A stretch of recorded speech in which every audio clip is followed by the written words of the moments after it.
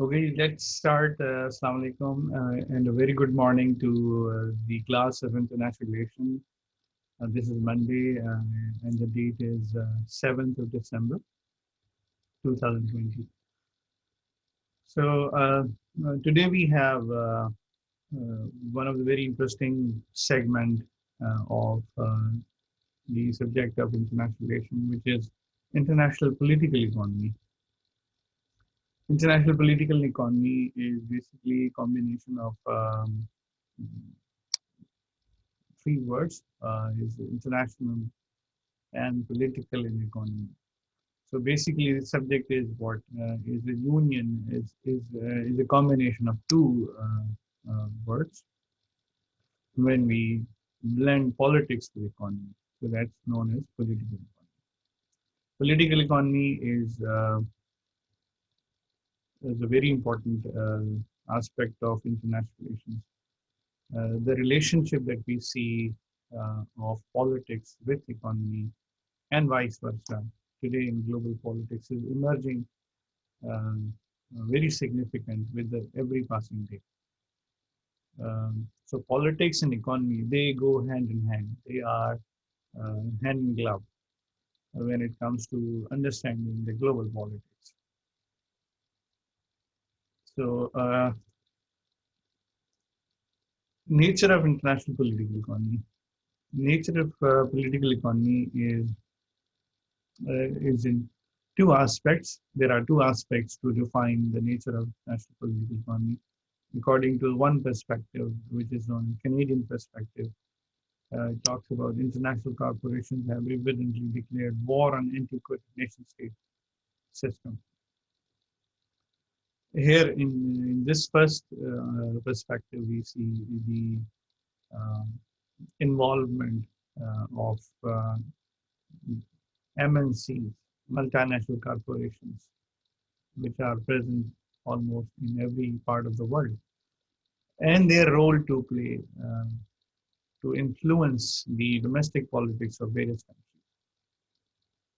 So, how the corporations, as in media sciences, we have gone through the big giants, those who have influence in the opinion making uh, of the world, how they control, how they actually have have their penetrative role into the domestic uh, policies of various countries. So corporations have very much relevance in global politics, and this is how we define international relations. International relations.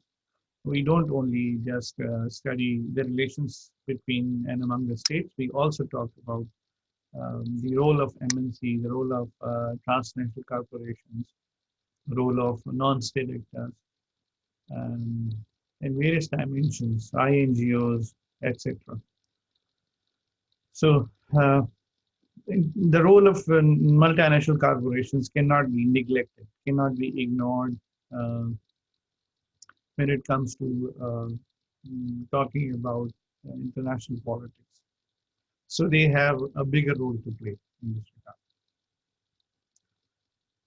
Second point of this perspective, according to the Carl Levitt, he's a Canadian professor, talks about materialism, modernization, and internationalism is a new liberal creed of corporate capitalism. So, materialism, modernization, and internationalism um, is a very recent phenomenon, the phenomenon of the 20th century, uh, in which this new liberal capitalism uh, has a role uh, to play with this modernization impact. Internationalization of global politics. How things actually change various parts of the world uh, from one state to another state. How this influence is being seen in various countries.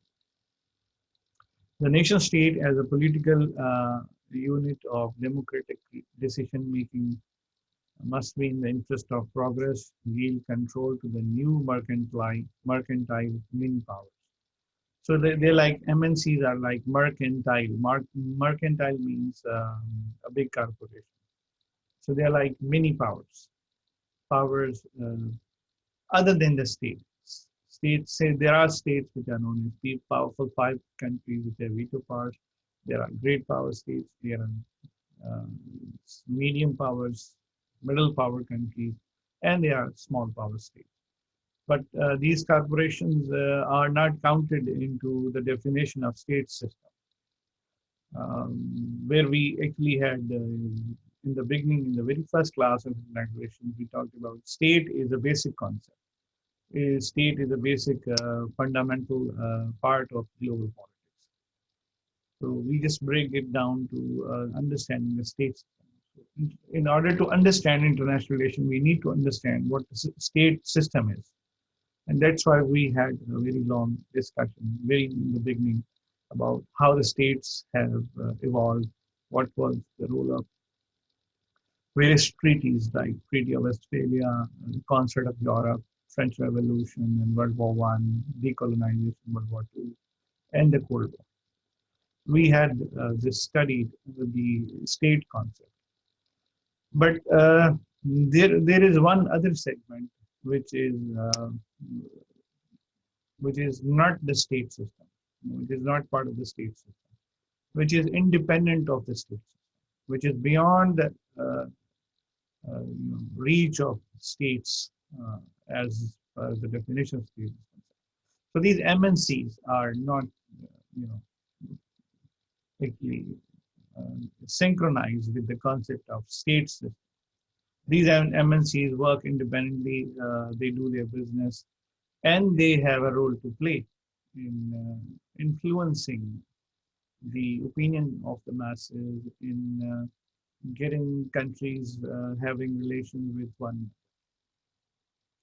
So these MNCs, this one perspective talks about the emergence of the multinational corporations as one of the stakeholder in the global politics.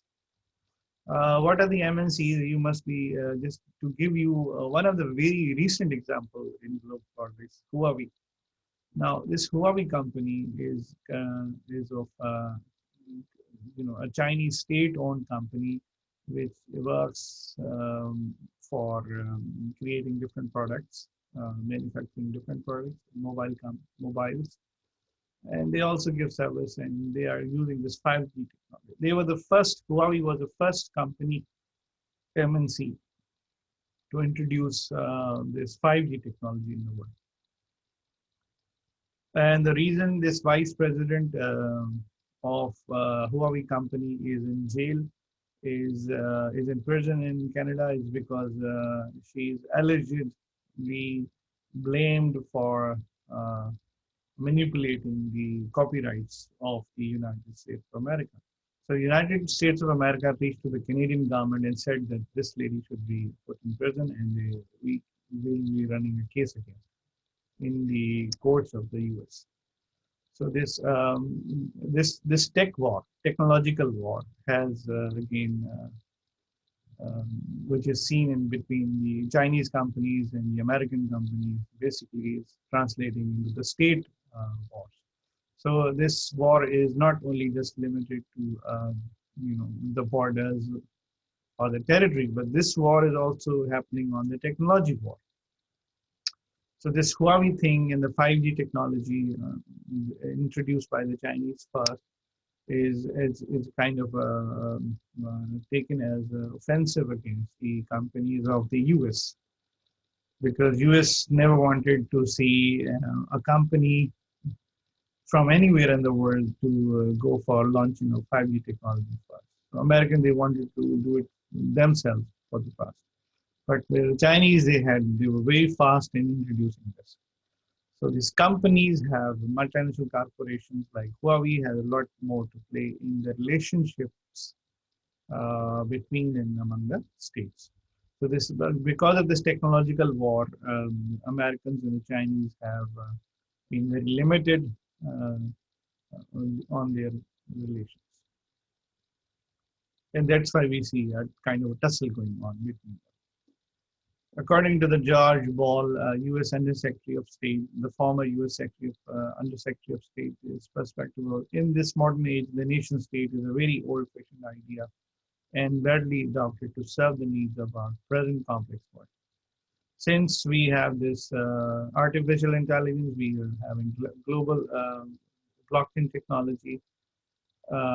We also have this robots and everything.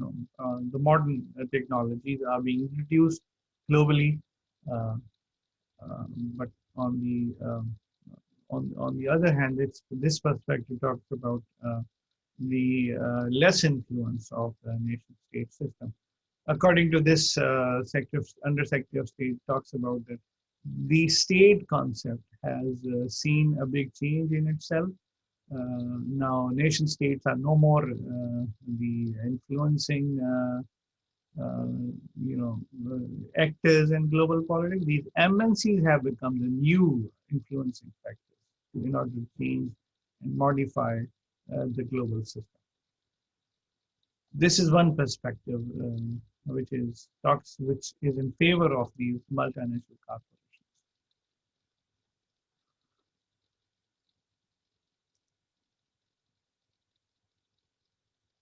So on the one hand, you see in the contemporary international politics, you see a powerful economic and technological forces creating a highly interdependent world economy. The world economy is highly interdependent, like ever before in the history of the world.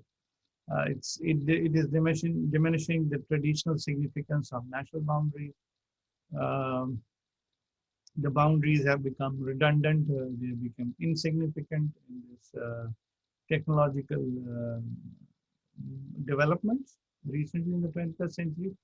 And on the other hand, there is other segment, other aspect, other perspective to this contemporary international politics. Nation states still continue to command means loyalties and to be the basic unit of political decision making. Still, it is controlled by the other aspect, the other perspective talks about the influence of nation states. The states still have the control over these MNCs, according to this perspective. And they still think that the state system is the basic unit of political decision making.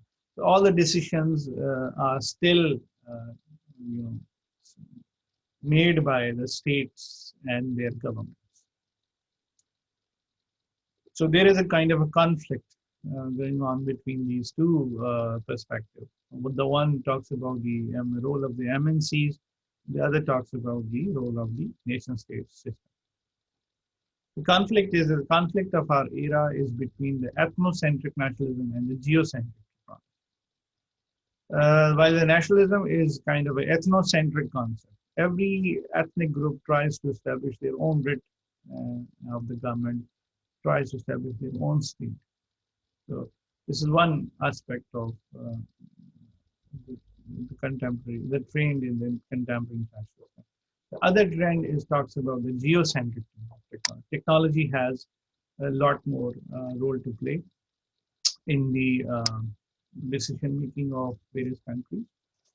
And according to the people and scholars in international relations, we talked about that technology is not basically an ethnocentric concept. Technology can be used by any state in the world, irrespective of how a small country or a big country,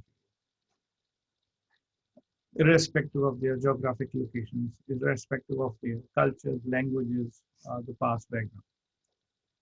So we see this contradiction in global politics is that one dimension, one aspect, one segment, which is in favor of the role of the MNCs, multinational corporations.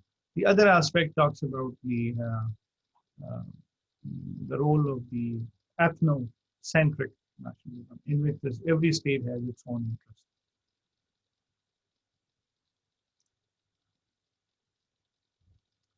The meaning of political economy establishes the relationship between economics and politics. Uh, Economics and politics go in hand.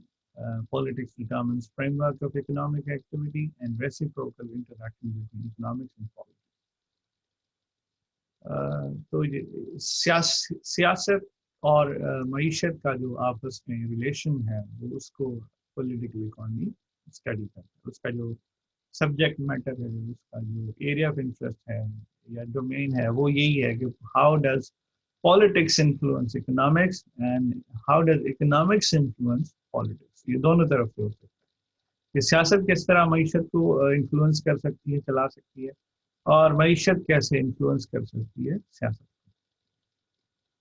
तो अभी आपने you might have observed in Pakistani politics, it's all over economic stability that country needs right now.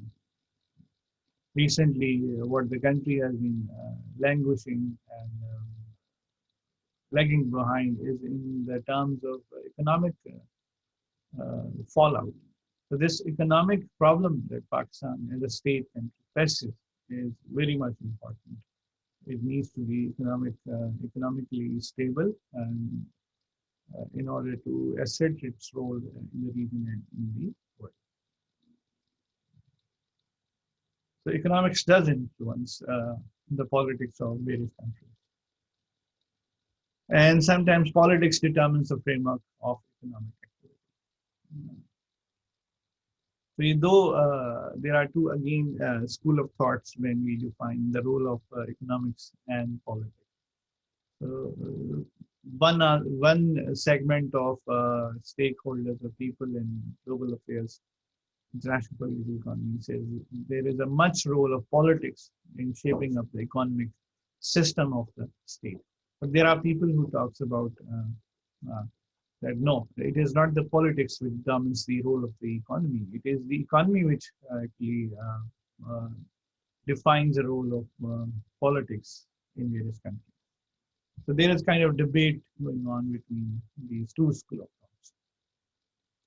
According to the Joseph Nye, who has worked very well on the aspect of various dimensions of natural power, as we have studied in one of the topics that we've covered in the past, very recently, was the role of these soft power. Because according to the Joseph Nye, who has worked on defining the role of the national power, he talks about two powers. One is a hard power, the other is a soft power. Hard power essentially is not in favor of this hard power. Hard power because only addresses the issues related to the military development. While the soft power talks about the role of the economy, role of technology, role of culture, role of language, role of media, and other aspects of how the things get influenced in global politics. Joseph Nye and Robert Kihon, these are two scholars who have worked in this regard. Yeah, they're known as neoliberals. One recent development of the liberalism school of thought is in which they say economics and politics are two levels of analysis, those of structure and the process. So there are two levels of analysis on which the states works. One is, according to this Joseph Nye and Robert Kihon theory, is the one provides the structure and other is the process. The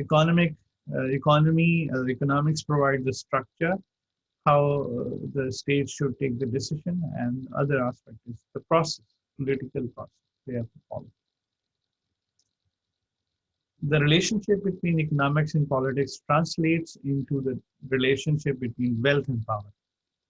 So if economics is the creation, the distribution of wealth, then politics is the realm of power. So we define what is economics? Economics is the creation and distribution of wealth. And in politics, basically how one definition of politics is to who gets what and when and how. Right? So these are 2 points. Politics is a process, while economics is the basically the creation and distribution of money or wealth. So power can be political power, power can be social power, power can be psychological power, power can be hard power, power can be soft power. So there are tangible, intangible forms of power. We studied in the concept of national power. Economics is quantified, it is quantifiable, it can be measured, it has a scale to follow. That's why we say it as the science of wealth. while power is unquantifiable. Um, that's why we call it science. So the again the difference between the politics and economics. And the basic rationale of political economy in the real world, wealth and power are intertwined. So the kind of intricate, uh, uh, the symbiotic relation between the wealth and power is like they're like twins. They're like twin brothers. Okay. So economy cannot again go alone. It has to take uh, the role of, it has to take, consider the role of politics in order to run the state or run the governments of various kinds. Politics and economy, they go hand in hand. They're like intertwined. And I call it conjointed twins. I repeat, politics and economies, they are like conjointed twins. Those twins whose bodies are attached with each other. So if you try to take one um, entity um, and go alone in this regard, so the other actually suffers.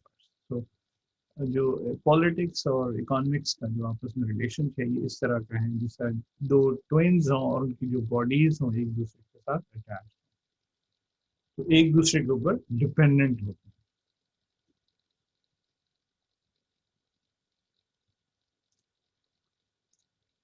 हैं there are three school of thoughts um, in this international political economy or international economic in IPE को हम international economic relations भी कहते हैं IER कहते हैं IER international economic relations in which we just focus upon how the economic relations are conducted between and among various governments in the world. So one shade or school of thought in defining the international political economy is the liberal internationalism. Liberal internationalism basically takes into consideration the role of politics and economics are relatively separable and autonomous spheres of activity. So they think politics and economics are like separable things. They can be separate from each other, and they like every segment has its role to play. Politics has its own role to play, and the economics has it has its own influence in defining the relations of various countries. So according to this school of thought, liberal internationalism, politics and economics, they are separable. They can be separate from each other. While the neo-Marxism, which is a form of new form of this Marxism theory, in which economics determines politics and political structure. So it is not the politics that determines the world politics, shapes of the world politics. It is basically the economics which determines the politics and the political structure. According to this school of thought, it has a different opinion. And they think further. They think that radical critique of capitalism is identified by Karl Marx. Karl Marx was one of the very staunch, vociferous critique of this theory of Marxism, this theory of capitalism. Sorry. Karl Marx was against this capitalist philosophy of theory.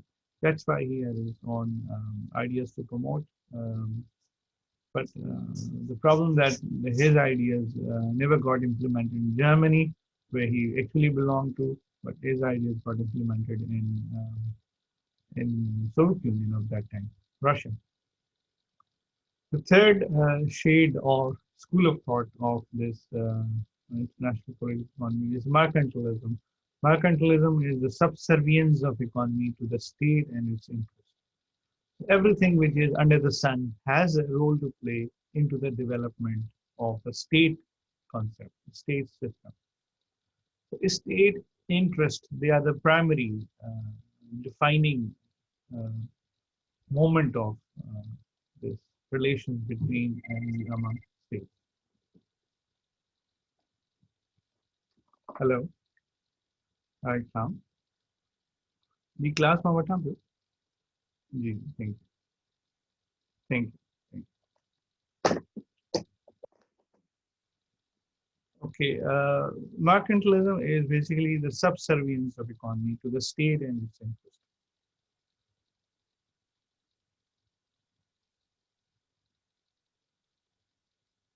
Economy is subservient. Economy is a kind of a aspect of international relations which is given away, it's working for the interest of the state.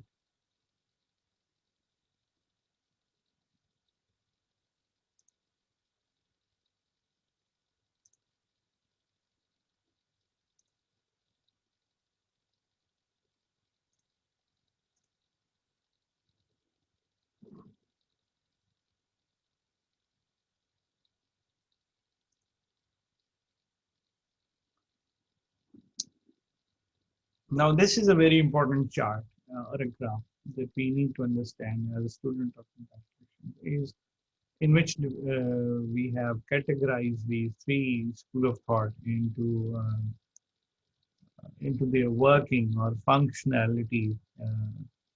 So there are five dimensions to this these three school of thought. Number one, we talked about nature of economic relations.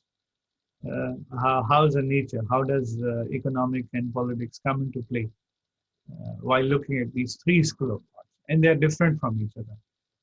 Second aspect of this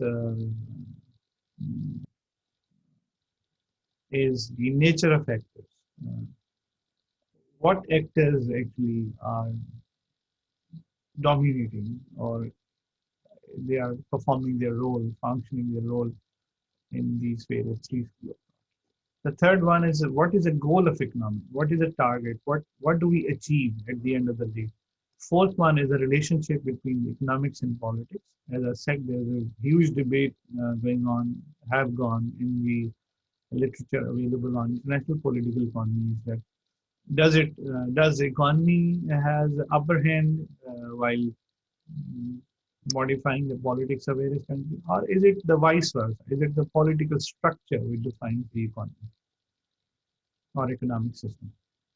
So that's a huge debate between these three schools of thought. So I'll take the three perspectives into this run. The fifth dimension of this comparison between the three school of thought is the theory of change. How do we change as the system of the world? According to the liberal internationalism, the nature of economic relation is harmonious. Is they are in harmony. Every state is in harmony with the other state because every state is dependent upon the other state in the theory of liberal internationalism. Because the first definition that we had covered of related to the liberal internationalism talks about that every state is connected. Every state is linked with the interest of the other state. That's why the relationship between these countries would be harmonious rather than of a conflict. Second one, school of thought in this international political economy is a neo-Marxism. Neo-Marxism is basically um, talks about the clash of interest between the bourgeoisie and the proletariat. Uh, Remember these two terms, they were used by Karl Marx in his book Das Kapital and one other book, Communist Manifesto, in which he has criticized the role of the capitalism in exploiting the people's uh, you know, raw materials and their resources. They are used by one country and exploited by one country over by the other. So there's a kind of conflict that we see in the society between these two classes. The society divided into two, according to Karl Marx, between the bourgeoisie and the proletariat. Bourgeoisie is one of the class which owns the means of production. Those who are owners of these resources, like somebody is owner of factory or a mill or um, some other, you, you can say any business entity. So the proletariat, those who are working class, those who are labor class, those who work in the industry, they are at the receiving end. They do not get the benefit. So while the owner of the mill or the factory or the industry takes all the benefit in his pocket and exploits the energies of the proletariat class. So at the end of the day, we see the conflict between uh, this, these two classes, the bourgeoisie class and the proletariat. So nature of economic relation is not harmonious here into the domain of neo-Marxism perspective. The third perspective in this school of, in the subject of international political economy is mercantilism. Mercantilism, again, as we defined, every state has its own interest to fulfill. They, they're like states are self-seeking entities in global. Every state has its own interest. That's why they work for their own government, their own people. And in order to protect their interests, they can go to any extent. So again, if this,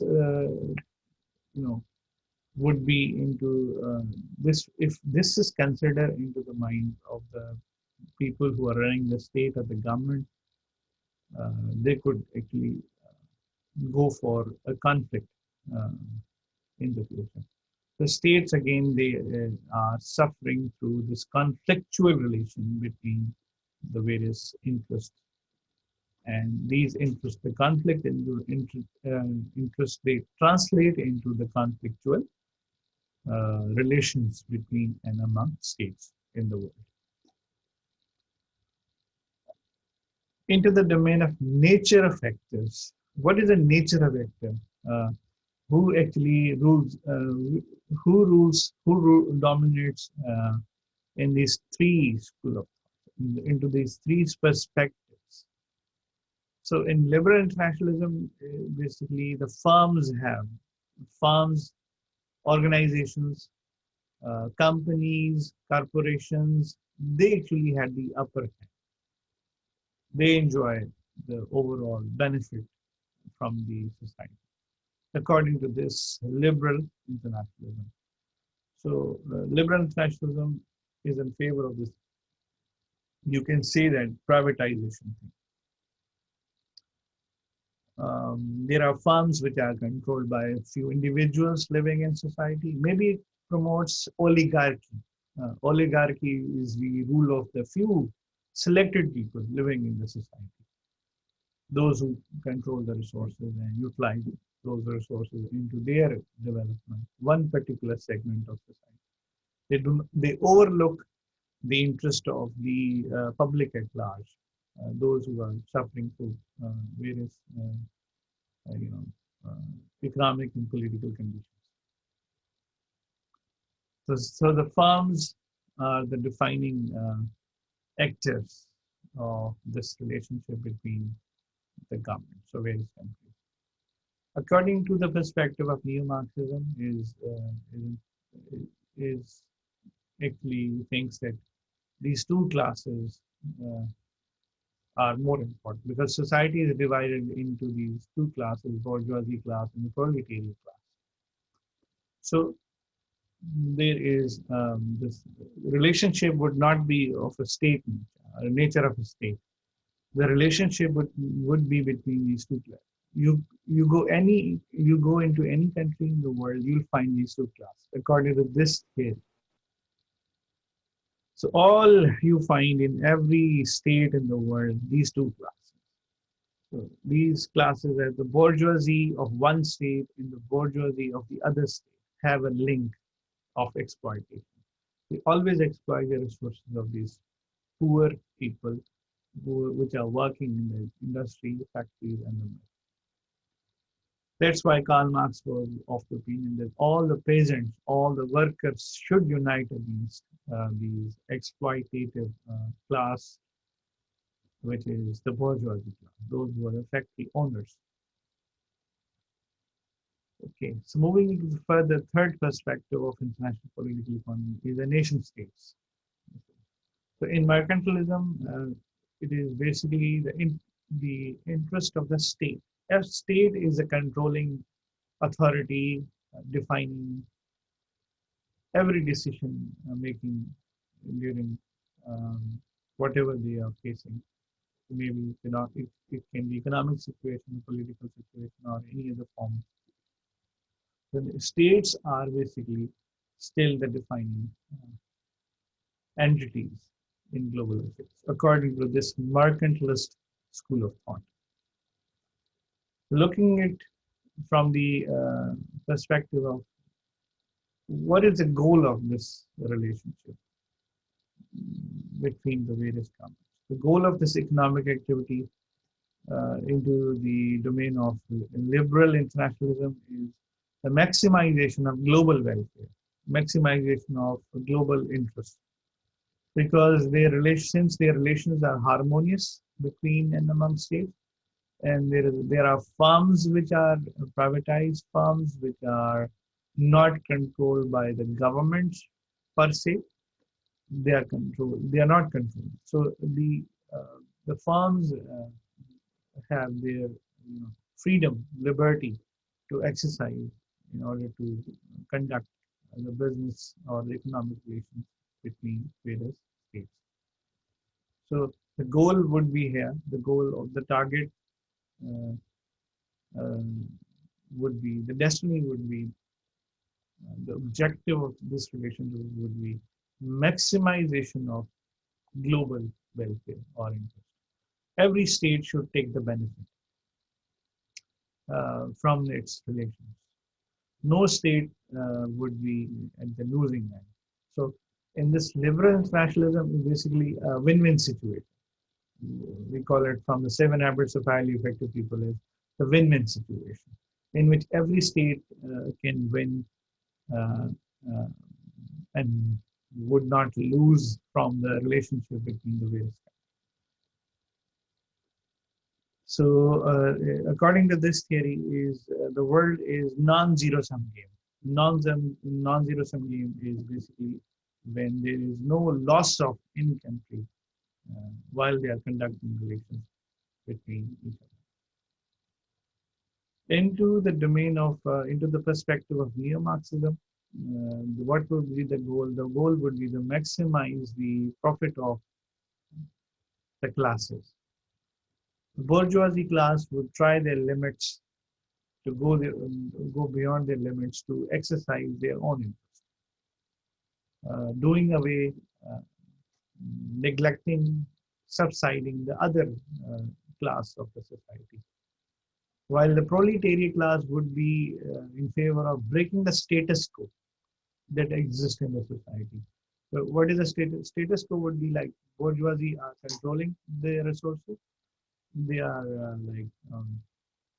benefiting out of this relation between the factory owners and the owners of the industry. And while the proletariat doesn't get anything at the end. So all the benefit goes to, again, the factory owners, the industrialist class. In this dimension, the goal of every class would be of high priority to their particular interest. So the proletariat would be trying to break the shackles of slavery, breaking the status quo, and fighting against their own, fighting against the system which existed. So the third uh, perspective, which we have called mercantilism, according to this goal would be to maximize the interest of the particular individual interest.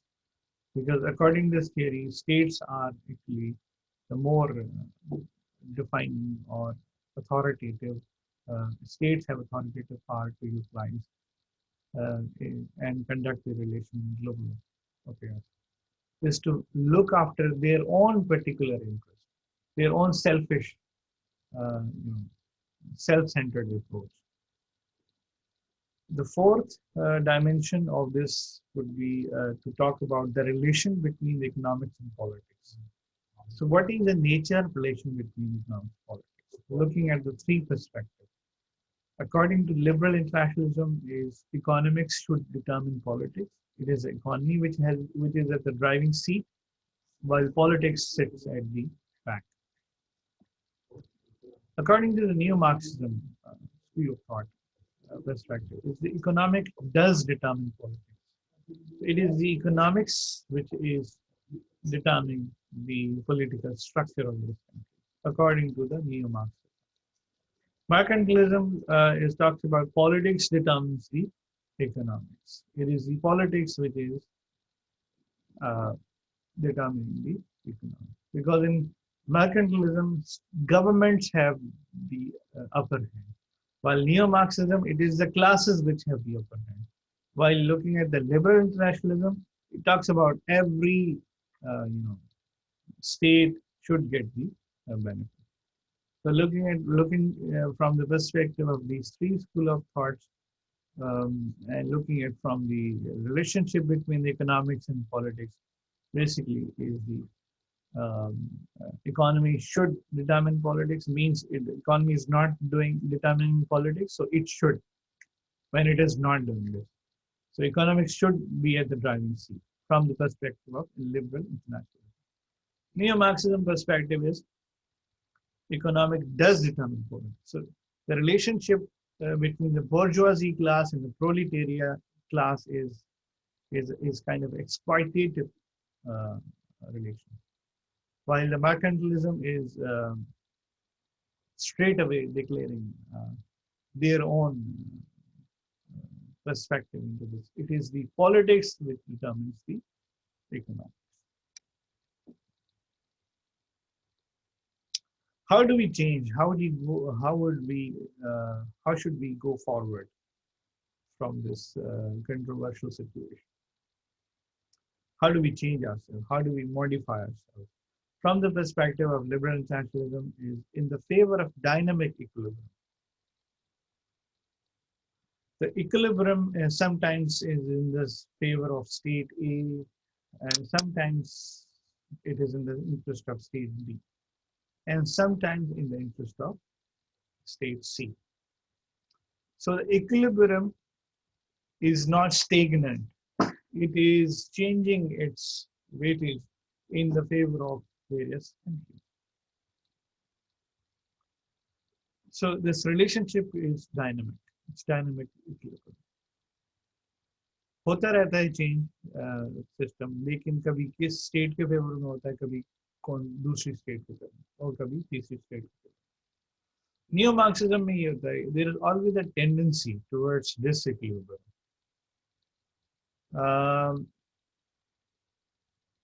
This relationship, which is of exploitative nature between the bourgeoisie and the proletariat, is highly volcanic, and sometimes it leads to revolutions, and the revolution which is brought about by these working class people living in this.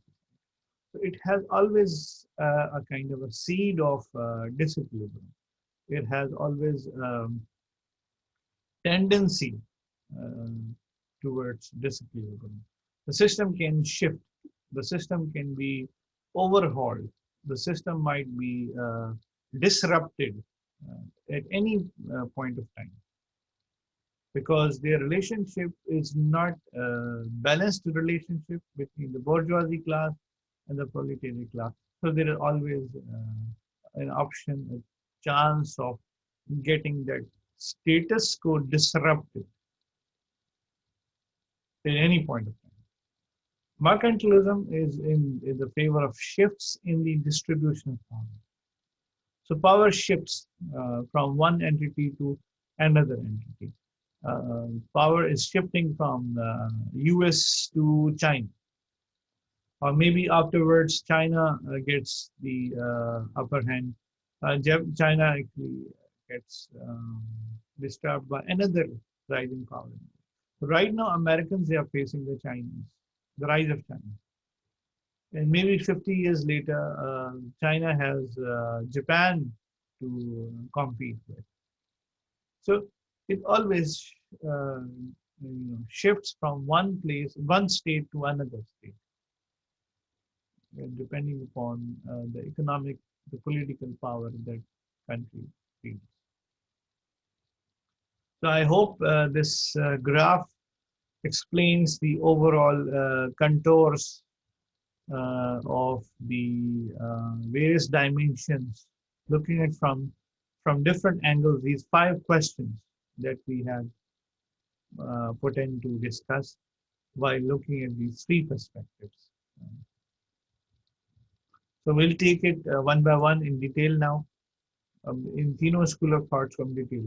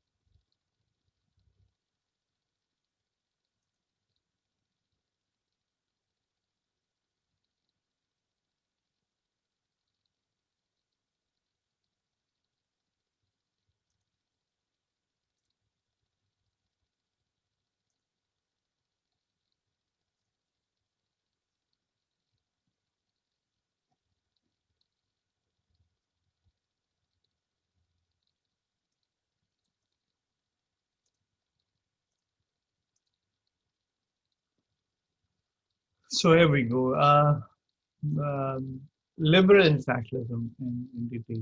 Liberal internationalism talks about individuals or utility maximizers are the key economic actors. Utility maximizers act to achieve the greatest play over time. So it is the individuals who actually are utility maximizers, according to this school of thought. Businesses are an important means of organizing production and thus of generating wealth. Business is very important in order to organize productions and generate wealth in the world. An unregulated market economy tends towards long-run equilibrium. There is what mechanism that we see this market economy does not function in terms of an organized system. The economy, market economy tends towards long-run equilibrium. The price mechanism, the invisible hand of the market brings supply and demand into line with one another. This is said by Adam Smith in the book known as Wealth of Nations. Wealth of Nation was the book that we can always refer to, one of the masterpieces, which was or which became the masterpiece related to the topic of capitalism. In capitalism, it is the market defines their. Um, it is the market that defines the demand and supply. So let the economy be free. Invisible hand the concept. So there is invisible hand in the world that actually regulates the world economy. दुनिया की economy को कौन regulate करता है? Invisible hand, according to the Adam Smith. Adam Smith एक scholar जिस capitalist था, जिसने किताब लिखी थी वेल्थ ऑफ नेशन. उस किताब के अंदर इनविजिबल हैंड का उन्होंने जिक्र किया. इनविजिबल हैंड क्या होता है? इनविजिबल हैंड ये होता है कि जो मार्केट है ये खुद ब खुद एक दूसरे को एडजस्ट करती है. इसके लिए कोई ऐसा रेगुलेटरी मैकेनिज्म की जरूरत नहीं है. जिस तरह लिबरल इंटरनेशनलिज्म जो फेवर करते हैं अनरेगुलेटेड मार्केट इकोनॉमी को, तो जो मार्केट इकोनॉमी है वो रेगुलेटेड ना हो, ये उसको फेवर करते हैं. इस सिस्टम को फेवर करते हैं, इस इकोनॉमिक सिस्टम को प्रमोट करते हैं कि जो मार्केट इकोनॉमी है वो उसके अंदर कोई रूल्स रेगुलेशंस नहीं होने चाहिए. जो मार्केट इकोनॉमी खुद ब खुद एक दूसरे को एडजस्ट करेगी और डिमांड एंड सप्लाई को इक्वल रखेगी. State leaves the economy alone and the market is left to manage itself. जो स्टेट है वो इकोनॉमी को अकेला छोड़ देगी, बल्कि उसको फ्री हैंड दे देगी और वो उसको कंट्रोल नहीं करेगी. तो इस सिस्टम को हम लेजर स्फीयर इकोनॉमी भी कहते हैं. लेजर स्फीयर,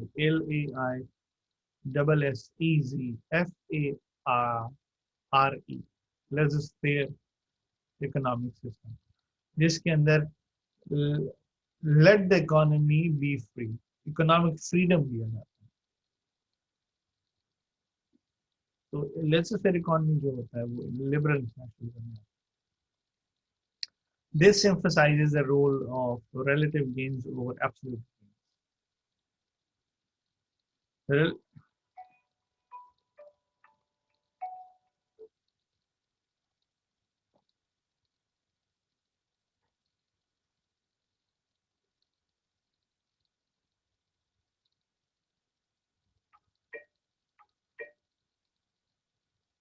तो जो रिलेटिव गेन्स हैं ये और एब्सोल्यूट गेन्स कि रिलेटिव गेन्स में ये होता है कि हर स्टेट जो होता है वो कुछ ना कुछ गेन कर रहा होता है इस सिस्टम के अंदर. ठीक है, क्योंकि इसके अंदर इकोनॉमिक फ्रीडम होता है. तो एब्सोल्यूट गेन तब होता है जब सारे रिसोर्सेज एक कंट्री जो है वो ले जाए. ये एब्सोल्यूट गेन वाला जो कॉन्सेप्ट है ये related to this particular mercantilism school, उसके अंदर एब्सोल्यूट गेन्स की बात. लेकिन विन विन सिचुएशन की अगर हम बात करें तो रिलेटिव गेन्स की बात होती है. कुछ गेन स्टेट ए करेगी, कुछ गेन जो स्टेट बी करेगी, कुछ गेन जो स्टेट सी करेगी. That is why the state interaction between various states governments is the non-zero sum game. As I said to you, zero sum game क्या होता है? Zero sum game is basically part of the game theory. Uh, put forward this idea was put forward by Professor John Nash. You might have seen a movie known as Beautiful Mind. Beautiful Mind अगर आपने movie देखी हो उसमें एक professor की कहानी Princeton university दिखाई गई है. उसमें प्रोफेसर एक जो होता है उसने काम किया था. And he is John Nash became the Nobel laureate in economics. उसने गेम थियरी का कॉन्सेप्ट दिया था. गेम थियरी में फिर जीरो सम गेम का मतलब होता है कि loss of one is the gain of other, is known as zero sum game. While non zero sum game का मतलब होता है कि ना स्टेट ए लूज करे ना स्टेट बी लूज करे, दोनों विन करें. जिसको हम विन विन सिचुएशन कहते हैं. तो non zero sum game is essentially basically is talking about the the gain of every state which is part of the interaction. In this focus is focus upon liberal internationalism theory perspective talks about global is in favor of globalization. Globalisation को ये favour करता है कि जितनी ज्यादा दुनिया integrated होगी, connected होगी, उसका फायदा सारे स्टेट्स उठाएंगे. दूसरा, ट्रेड को लिबरलाइज करें जितना हो सकता है, फ्री ट्रेड का concept, free economy, free trade का कॉन्सेप्ट कहाँ से है? ये कॉन्सेप्ट है लेजर फेयर इकोनॉमी से। लेजर फेयर का इकोनॉमी का कॉन्सेप्ट कहाँ से है?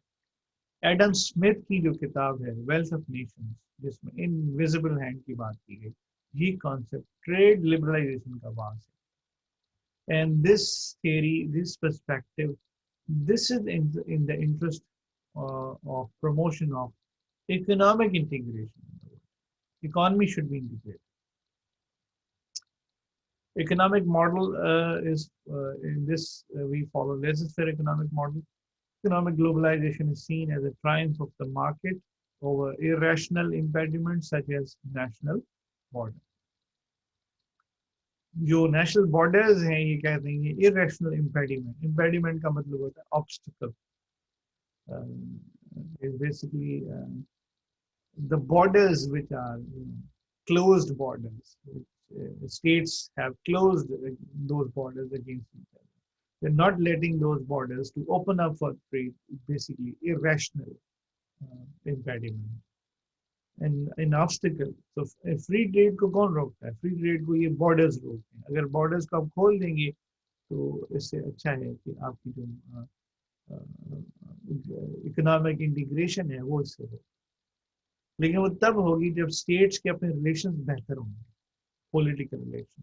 तो पॉलिटिकल अगर रिलेशंस ठीक नहीं होते कंट्रीज के तो इकोनॉमिक ग्लोबलाइजेशन नहीं हो सकती। अगर पॉलिटिकल ग्लोबलाइजेशन नहीं होगी, स्टेट्स के रिलेशन बेहतर नहीं होंगे, ये लेजिस्लेटिव इकोनॉमी या इकोनॉमिक ग्लोबलाइजेशन या ट्रेड लिबरलाइजेशन जो है कुछ नहीं कर।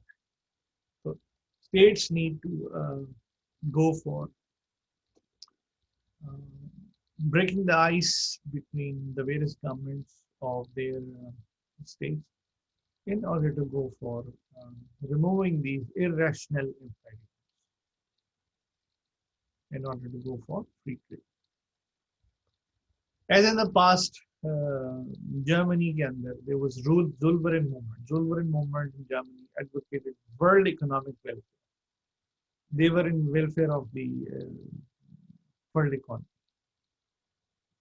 So Zulverin movement is just like Shadulati Bhitai as one of the poets in Sin.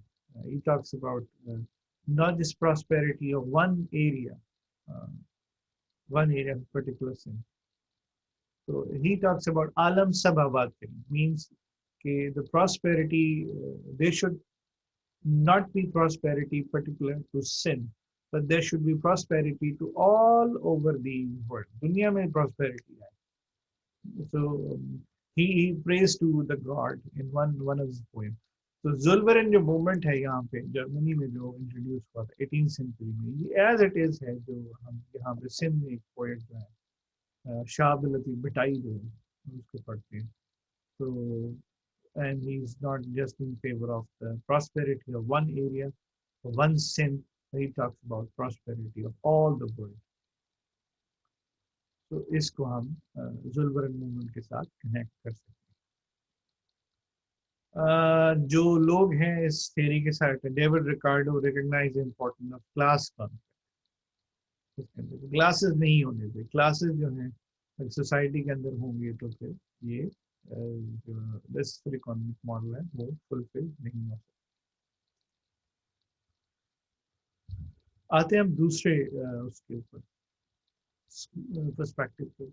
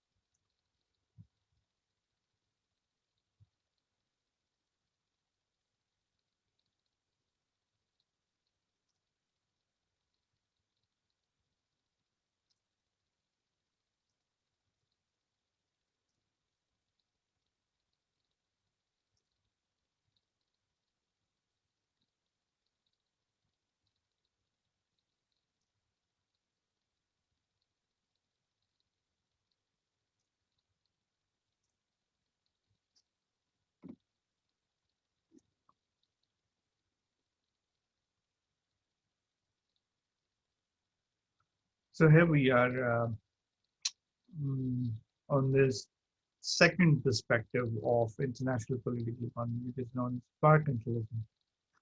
Mercantilism is synonymous with the concept of economic nationalism. It is also known as economic nationalism, in which you see nationalism are not just political, but they're also economic nationalism. What is economic nationalism? Economic nationalism is seen in today's world uh, when we saw Donald Trump talking about American interest first. And the reason he withdrew from various agreements done by the previous administration of Barack Obama in US was a reflection of economic nationalism, thinking about their own interest first.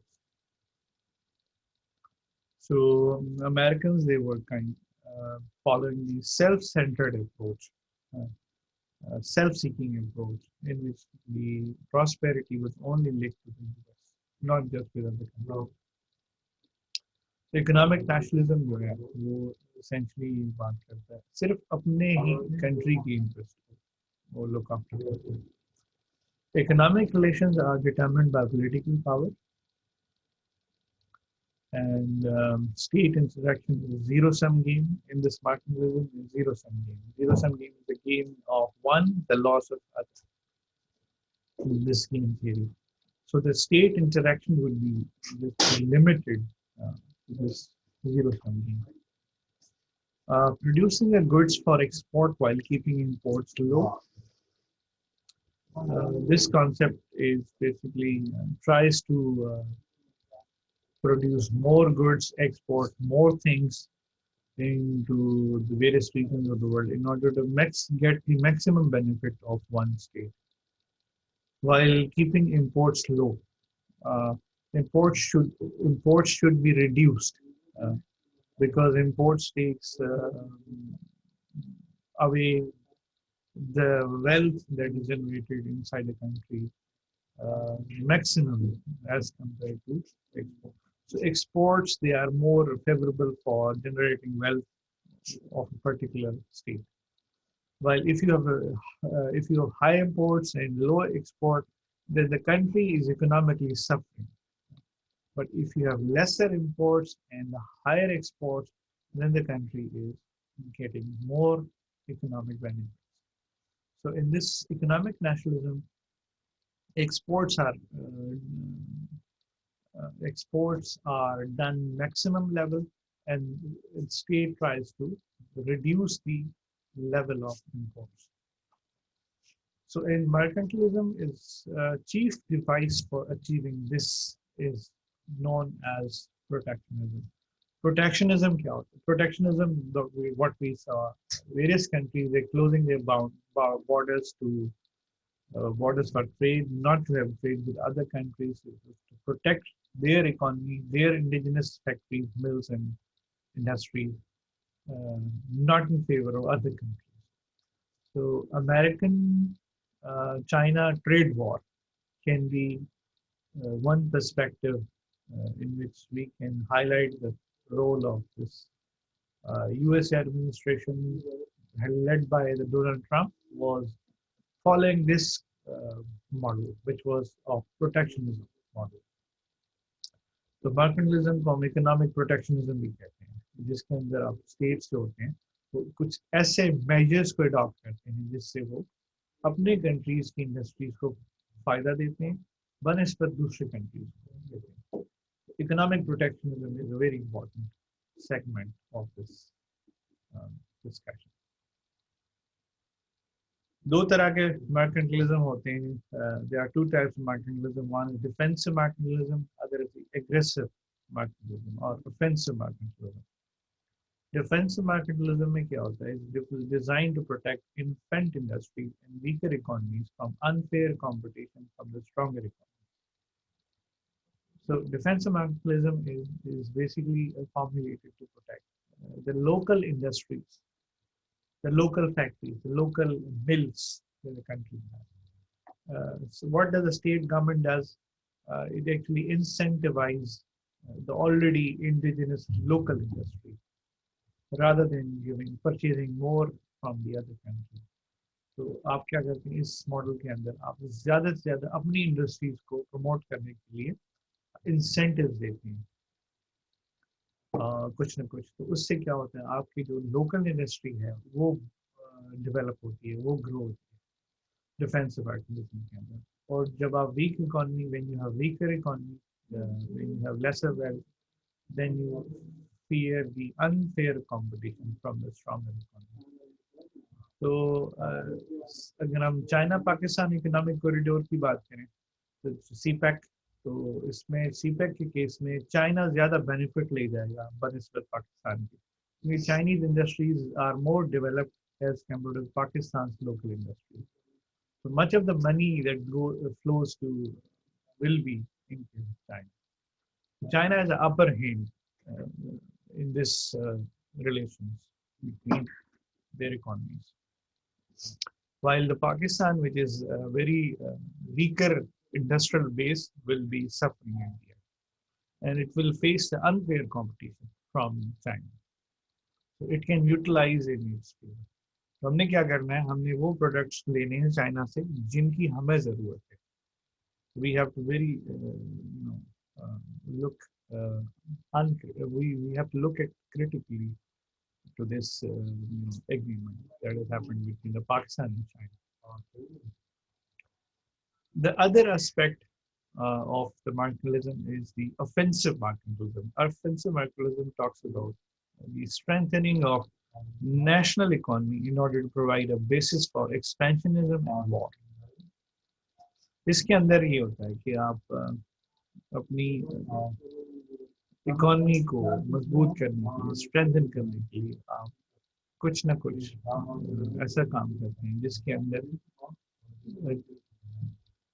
Base बनता है expansionism का, territorial expansionism. इसका मतलब आप territories को ज़्यादा बढ़ाएंगे, और इसके लिए अगर जंग भी करना पड़ी आपको तो जंग के लिए भी अपनी नेशन को तैयार करें. तो इस सेगमेंट को, इस टाइप को हम ऑफेंसिव मार्केटिंग कहते हैं. Offensive activism is a word which is uh, initiating a war, initiating a basis for expansionism in which a state controls the territories of other countries. So this is offensive activism is more lethal, more dangerous for states to adopt. तो ये किसके दौर में aggressive offensive मैंटलिज्म नजर आता है हमें दो गवर्नमेंट्स में नजर आता है जब when we saw the European history in the times of Adolf Hitler and Benito Mussolini of Italy. दो गवर्नमेंट्स ने ये काम किया था they tried their level best to enforce this type of mercantilism in their own country. So one was Germany, led by Adolf Hitler. The other was Italy, led by Benito Mussolini, before the Second World War.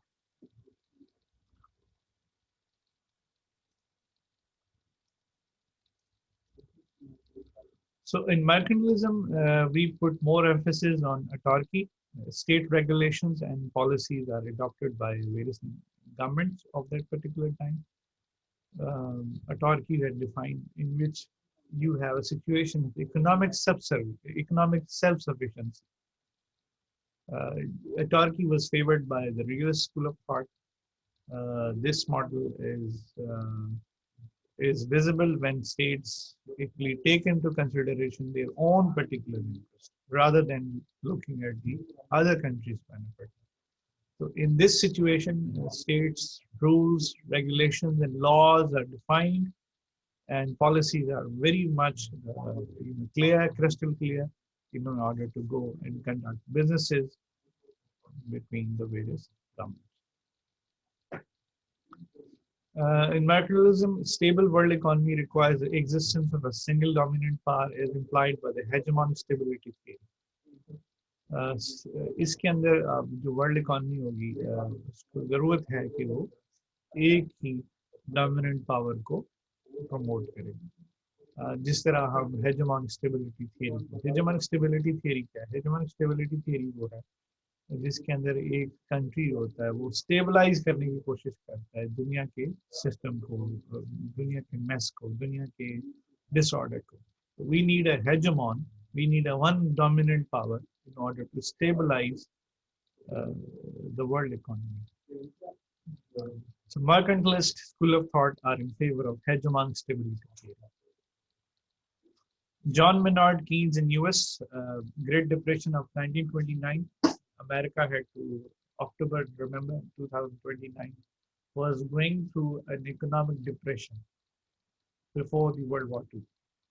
And according to one economic scholar of that particular time, John Maynard Keynes, उनको हम एक school of thought में convert करते हैं कहते हैं कि Keynesians they were like who took America out of this Great Depression during the Franklin Delano Roosevelt time in US. So they managed markets fail. They say markets can fail or are imperfect. In which case they need to be managed or regulated on a national and global level. तो इनको जरूरत है कि हम markets को खुद से manage करें, regulations के through. Let the economy be free should not be the case, as it was in case of liberal internationalism. तो हम इसके अंदर कहते हैं जो markets हैं वो fail हो सकते हैं because markets they depend upon each other. They are highly imperfect.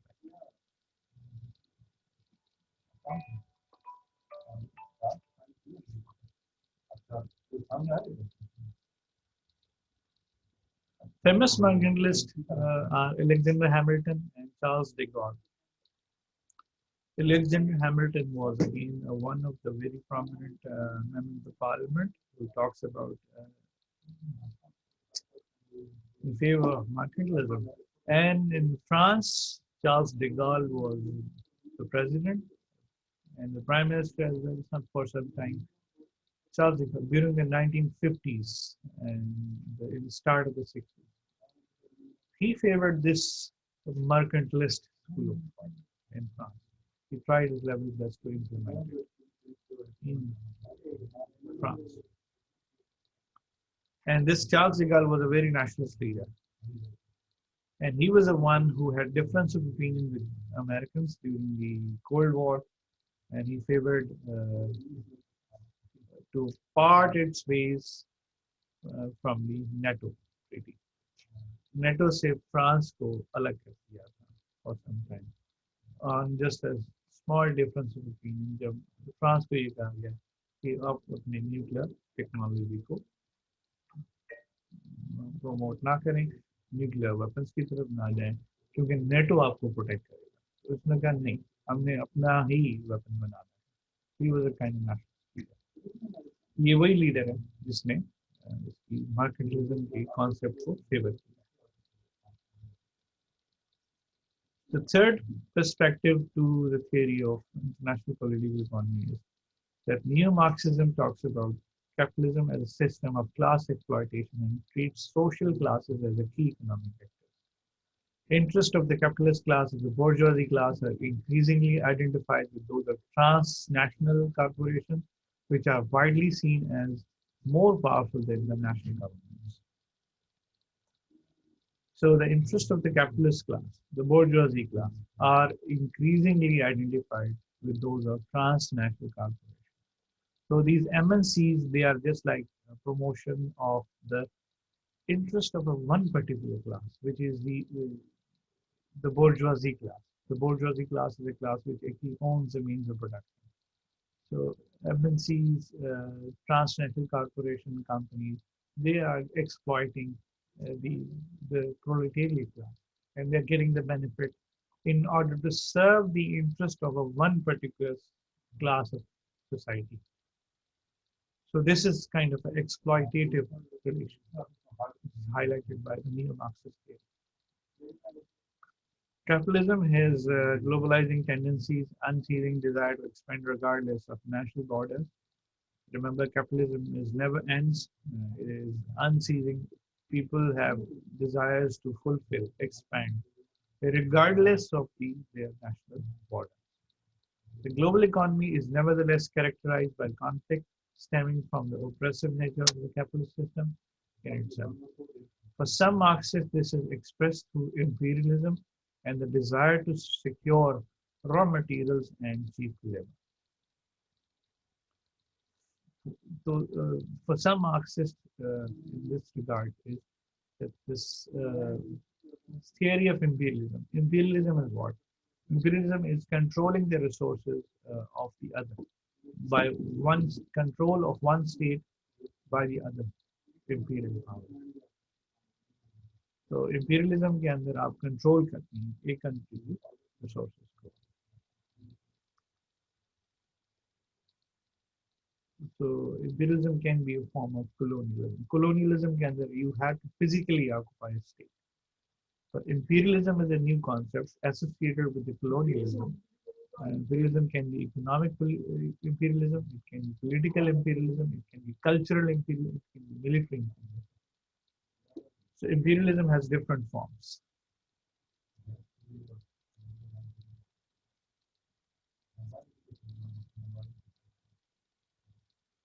However, some neo-Marxists like Emmanuel Wallerstein have interpreted global capitalism as a world system which is structured by an exploitative relation between the core areas and the peripherals, and specifically between transnational corporations and developers. So Emmanuel Wallerstein defines the world into three categories. One, there are core areas. Other, they are periphery area. And the third are semi-periphery. Core areas, they actually are actually the states which actually dominate, which have resources, which can control the resources of various countries. And the periphery are those countries which are which is raw materials are used by the core areas.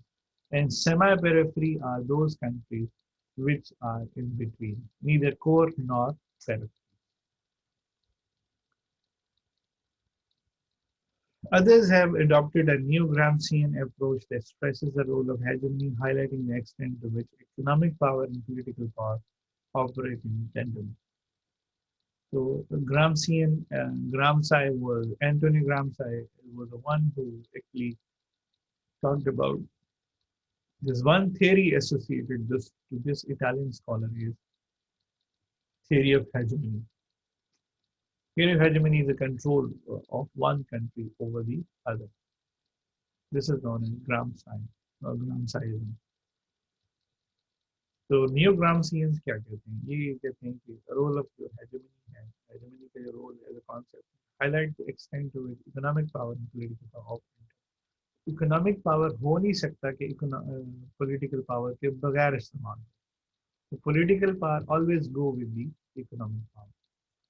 If you are exploiting politically one country, so it is automatically that you also are exploiting. You can also exploit the country in economic domain.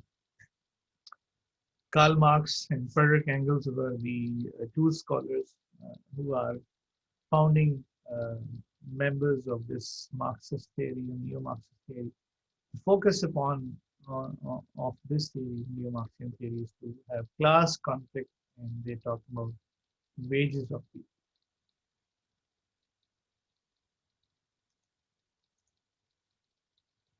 Here is the graph. Here is a map of world system. So as I said to you, Emmanuel Wallerstein ने दुनिया को 3 categories में divide किया उस वक्त जब ये theory दी थी during the after the Second World War. तो उसने कहा था कि दुनिया में कुछ कोर एरियाज हैं. अब ये कोर एरियाज आप देख सकते हैं इस मैप के ऊपर कि जो ब्लू पार्ट्स हैं हाईलाइटेड, जिसके अंदर कनाडा है, जिसके अंदर यूएस है, जिसके अंदर ऑस्ट्रेलिया है, जिसके अंदर न्यूजीलैंड है, जिसके अंदर जापान है, जिसके अंदर यूरोप.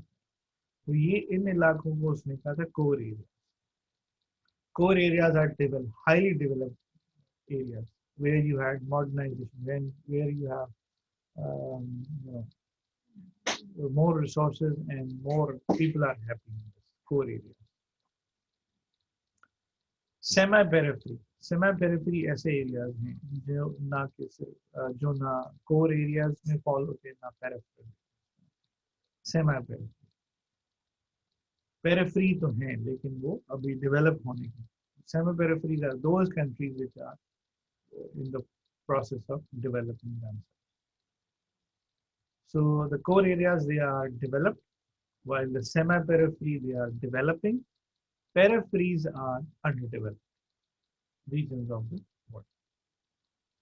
तो उस वक्त का जो ये मैप था उस के व्यू में आप देखेंगे तो ये जो पर्पल एरियाज हाईलाइटेड है मैप के ऊपर, जिसमें ये ब्राजील है, अर्जेंटीना है और साउथ अफ्रीका है, इंडिया है, इंडोनेशिया और ये ईरान. ये जो एरियाज हैं at that time they were highlighted as semi. They were in the process of development. While peripheral areas are those areas, much of the world is the peripheral areas.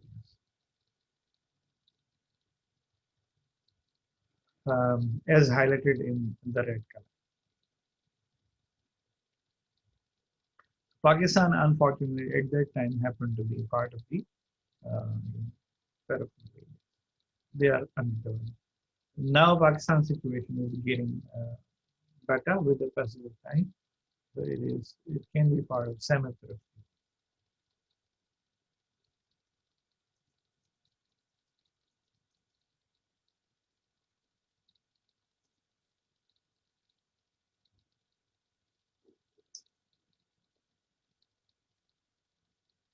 International political economy में हम 3 concepts को पढ़ते हैं. जैसे कि history में अगर देखें कि there was the role of geopolitics maybe in the 20th century, 20वीं सदी के अंदर geopolitics had a role to play, where states locations actually defined the importance of various countries.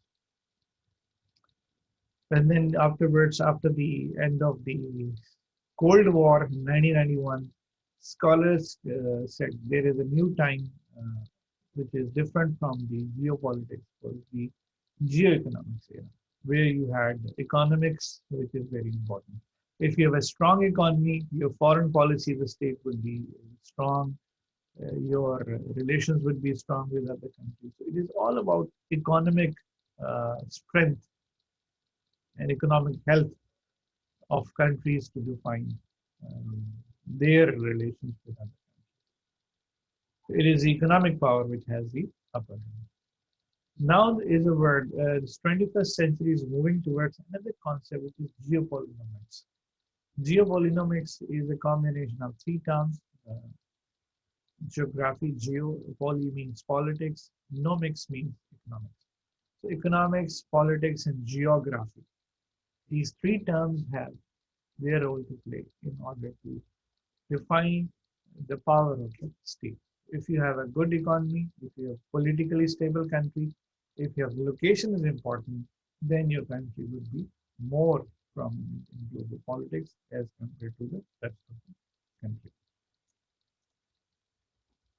Talking about geopolitics, in geopolitics we study more or less three concepts. Uh, moving from starting from the Alfred Mahan theory, given in 1890, was the sea power theory, which he talks about importance of the coastal areas and the island states. So the more the islands, the more the coastal belt of a state, the more the power that country will be gated. So more attention would be given to those countries which have largest coastal areas in the world. This is known as sea power. And then afterwards, there was transformation into this geopolitical strategic thinking. Was the inception of one good scholar in Britain known as Halford Mackinder. Halford Mackinder talks about 1904. He said, and I quote, "Who rules the East Europe commands the heartland, who rules the heartland commands the world island, and who rules the world island controls the world." तो जो east Europe को rule करेगा वो heartland को rule करेगा, जो heartland को rule करेगा वो वर्ल्ड आइलैंड को रूल करेगा, और जो वर्ल्ड आइलैंड को रूल करेगा वो पूरी दुनिया को रूल करेगा. This is what he said in 1904 in his theory of heartland. Heartland theory was, what is a heartland? Heartland was the area which is geographically located in the eastern part of Europe and one other area which is called Caucasia. Caucasia, I am sure I have talked about previously as well. All those countries which are just on the border of Europe and Asia continent, जिसको हम Eurasia भी कहते हैं. तो जो Eurasia है, EURASIA, Eurasia एक ऐसा रीजन है जो कि बिल्कुल बॉर्डर पे आता है एशिया और यूरोप. तो कुछ इलाके यूरोप में आते हैं, कुछ इलाके एशिया के आते हैं. जैसे कि दो कंट्रीज दुनिया के हैं जिसको हम यूरेशिया कहते हैं. One is Turkey, other is Russia. So Russia and Turkey, they are what known as Eurasian region. तो मैकेंडर ने इसको आइडेंटिफाई किया था कि दुनिया में जो वो मुल्क तरक्की करेंगे जिनके रिलेशंस इन कंट्रीज के साथ अच्छे होंगे, and they will control the whole world, dominate the world.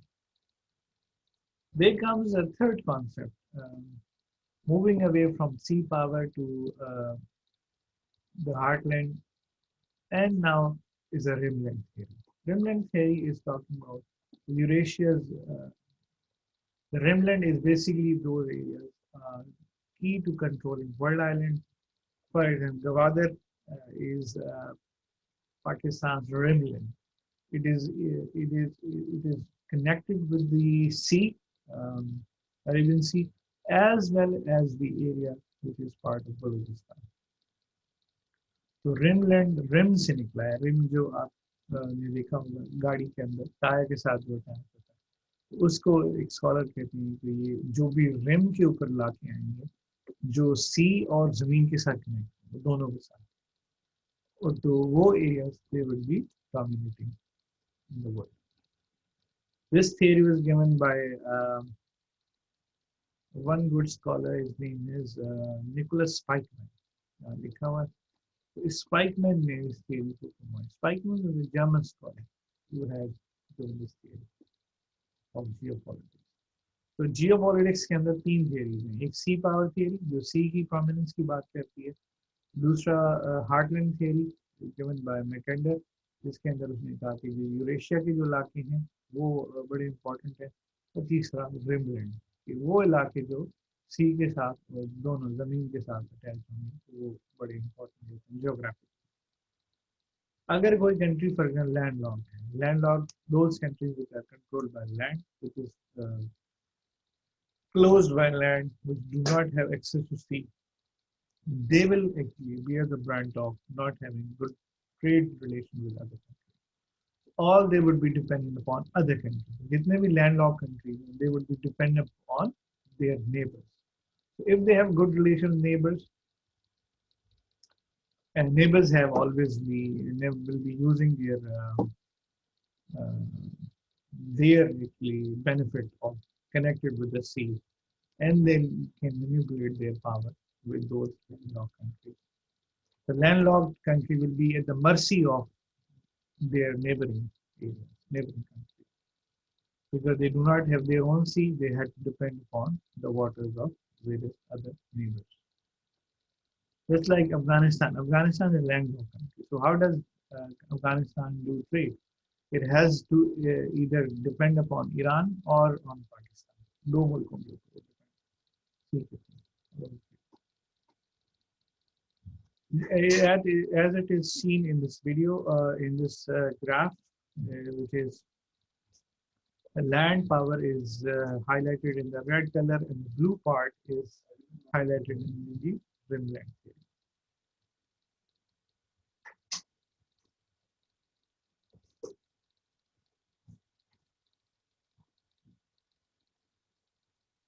From geopolitics to the geoeconomics. Now the world in 21st century is moving towards the era of geoeconomics and now to the geopolynomics as well. So what is geoeconomics? Geoeconomics is the international system, geopolitics to geoeconomics, hard power to soft power. The world is moving from hard power to soft power now. This theory was given by Joseph Nye, theory of geoeconomics, and his proponents, John Mearsheimer, one other scholar, the neo-liberals.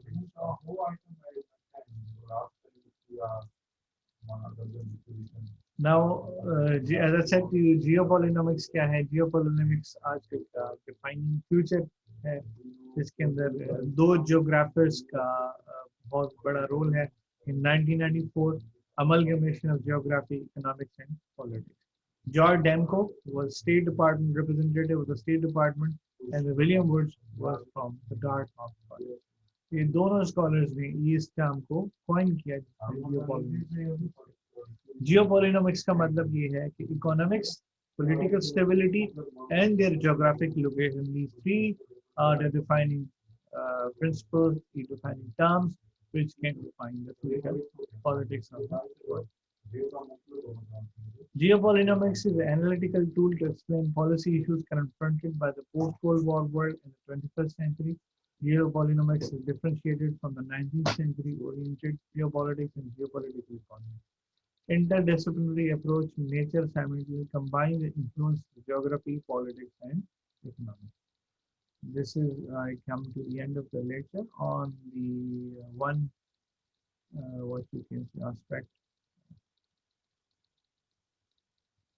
of our today's discussion, which was on international political economy. If you have any question, any comment, you are free to express and you can speak your mind. Thank you so much for being with me.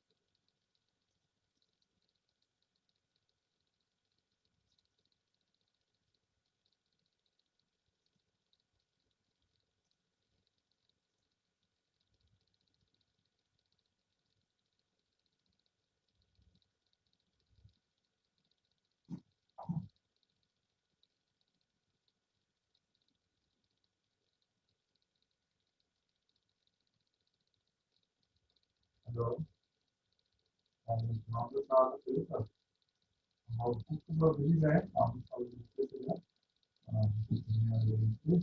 ഇപ്പോൾ അതിൽ ഒരുപാട് ಒಂದು ಬೆಲೆ ಬರ್ಕೊಂಡು last ಇದು ಬೆಲೆಯೋ ಅದು ನಾನು ಹೋಗ್ಕೊಂಡು ನಾವು ಬಿಕಾಸ್ ಮುಟ್ಟಿದೆಯೋ ಬೆಲೆ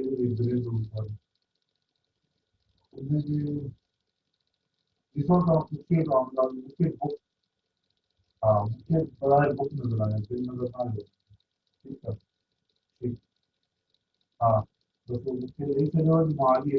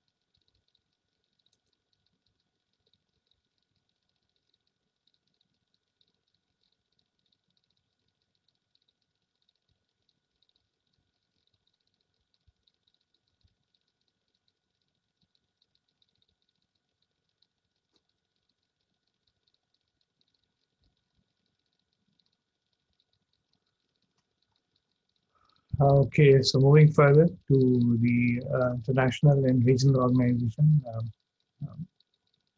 Truly speaking, there is this one international organization which is in the essence called as international organization in the form of United Nations.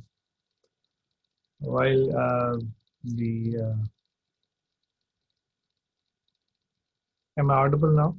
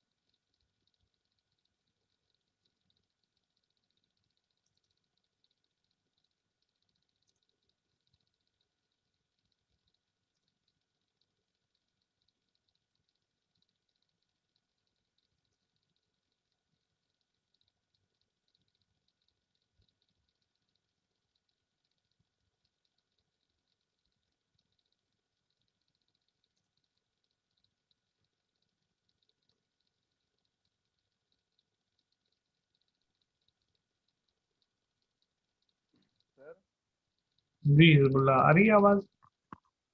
Ji sir, थोड़ा ये आवाज़ का इशू आ रहा था जब आप लेक्चर दे रहे हैं तो आपकी आवाज़ जो अल्फाज कुछ सुनाई नहीं दे रहे थे, इसलिए मैं अब पूछ रहा मैं था। अब इसमें क्या कर सकता हूँ? टेक्निकल कोई इशू होगा, ठीक है। सर वो सर जो पहला लेक्चर था ना सर, उसमें भी यही इशू था, मैंने आपको बताया था। अभी इस लेक्चर में भी यही हो रहा है। तो बाकियों को काफ़ी चीज़ें ना। बाकियों को तो आवाज जी आ रही है। इधर। बाकियों को तो सुनाई दे रही है। जी सर, वो मैंने ग्रुप में पूछ रहा था, कोई बता नहीं रहा था, तो मैंने दूसरों से पूछा। चलें ठीक है, मैं अभी प्रोसीड करता हूँ international regional organisation. Thank you so much. जी जी sir.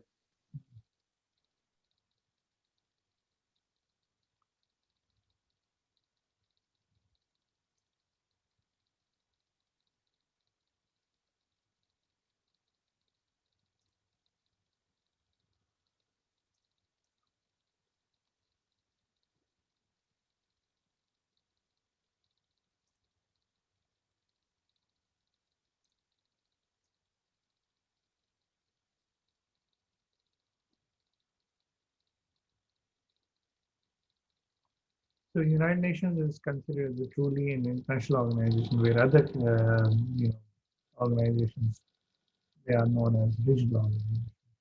So regional organizations are those organizations which are in the region.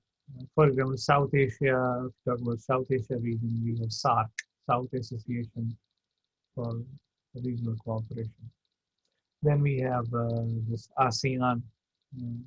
ASEAN is this one, ASEAN, Association of Southeast Asian Nations. ASEAN is an organization which is of Southeast Asian um, countries, including this Malaysia, Indonesia, Singapore, um, Laos, Cambodia, Vietnam, Thailand, and then you have Brunei Darussalam, Philippines. These are 10 members of this ASEAN. It's a very important organization in the recent decade. So there is this one other organization which is known as regional organization, EU, European Union. European Union is uh, the regional organization of the European continent. There are almost 28 member states of European Union.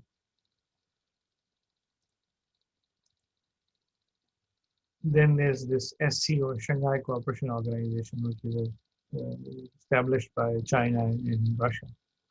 Pakistan and India got membership in 2017, and they are part of the SCO organization. Then you had NATO, North Atlantic Treaty Organization. NATO is a military alliance established in 1949 between the American and its allies after the Second World War. Then you have BRICS, Brazil, Russia, India, China, and South Africa. These five countries have come up with this, a kind of economic alliance between the United States.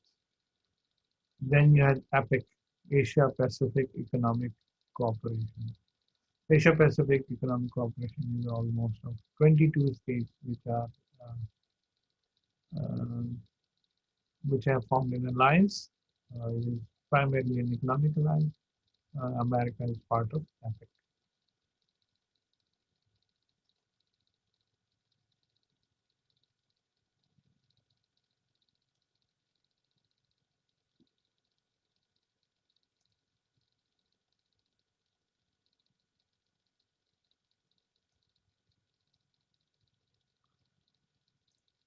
So let's talk about just a little introduction about United Nations, and then we'll go into the details. United Nations is basically the six organs of the United Nations system. One is UNGA, United General Assembly, the Security Council, and the Economic and Social Council, and Secretariat, and International Court of Justice, and then the Trusteeship Council. So these are six organs of the United Nations. Now, whereas Trusteeship Council was suspended operating in 94 as on 1st October 94, allow the last United Nations Trust territory became independent. तो ये जो 94 year था इसके अंदर इस organ को खत्म कर दिया लेकिन अब जो सूरत हाल है there are 5 organs of the United Nations. This organization was established in 1945. Now, where does this UN concept come from? United Nations concept comes from the League of Nations. The League of Nations got established in 1919.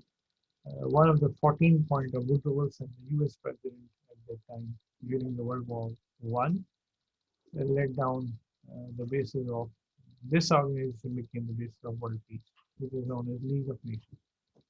League of Nations was the organization accepted in principle in 1919, 25th January. Then in April, its covenants were adopted by various countries. And then League of Nations came into being. Secretary established in London in 1920. Then January 1920, first meeting of the Council at Paris. And November 1st, 1920, League of Nations moved its headquarters from London to Geneva. And the first meeting ever was took place in 15 November 1920 at the Assembly of Geneva. This is a little history about the background of League of Nations. League of Nations has traced its origin from the one of the 14 points given by the Woodrow Wilson. All we know in Pakistan, Jinnah gave the 14 points. But Jinnah, previous to Jinnah, there was one other president in the US who came up with this 14 points. So 14 points, according to one point of the 14 points of Woodrow Wilson, was the General Association of Nations must be formed in a specific covenant for the purpose of affording mutual guarantees of political independence and territorial integrity to great and small states alike, irrespective of how the size of a state, small or big, they would be given equal representation in the League of Nations. That was the covenant. This was a basic principle adopted by the League of Nations as an organ. Then as I talked about European Union. European Union was one of the very important organizations after the Second World War. Europeans decided to go for their economic integration in the form of European Union. Established in 1953 for the first time ever. There were 6 countries initially, and afterwards there is almost 6 expansions of the European Union. And now the first country which is exiting from the European Union is Britain. Britain had applied it in 2006 for a referendum, and out of referendum, 51% of the British population are favoring the exit of the Britain from the European Union and Britain. So there is a brief map that is shown here in the presentation PPT. There you can see starting from the Scandinavian countries: Denmark, Sweden, Finland, then Estonia, Latvia, Lithuania, Poland, Germany, Czech Republic, Slovakia, Romania, Bulgaria, Cyprus, Greece, Hungary, Croatia, Malta, Italy, Slovenia, Austria, Portugal, Spain, France, Luxembourg, Belgium, Netherlands, Ireland, and United Kingdom, with almost 28 states. January 2021, Britain, as I said, would be the first country to exit officially from the ambit of European Union.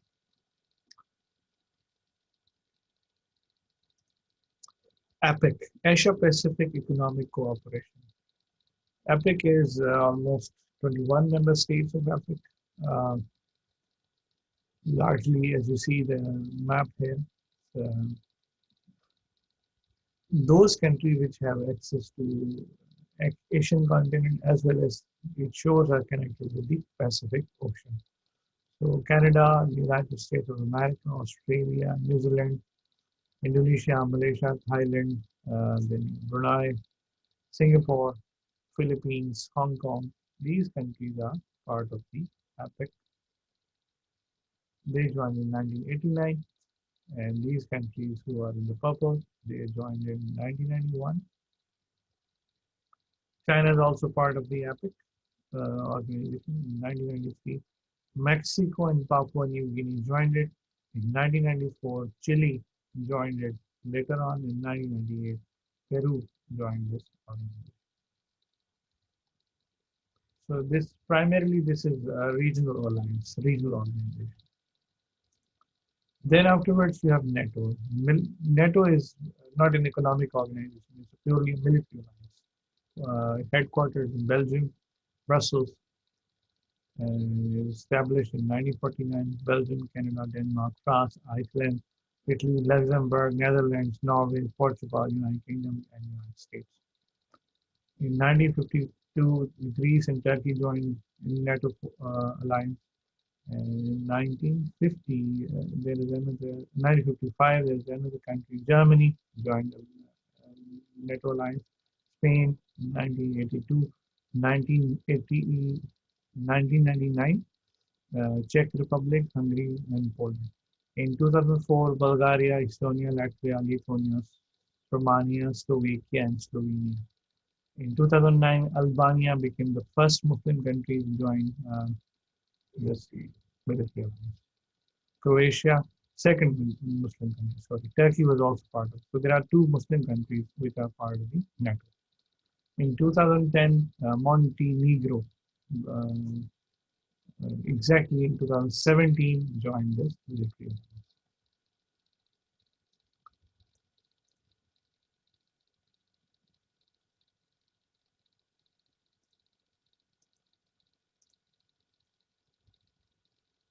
alliance. SCO, Shanghai Cooperation Organization, it's which was in 2000, exactly in 2002, and this was basically an alliance which was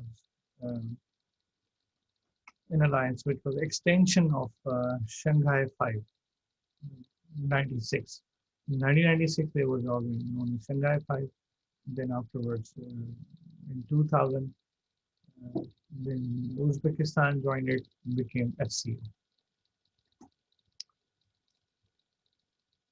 Here are member states of SCO countries. China, you have Kazakhstan, Kyrgyzstan, Russia, Tajikistan, Uzbekistan, Pakistan, and India. There are 8 member states of the SCO organization. And observers, Iran is observed, Mongolia, Afghanistan, and Belarus.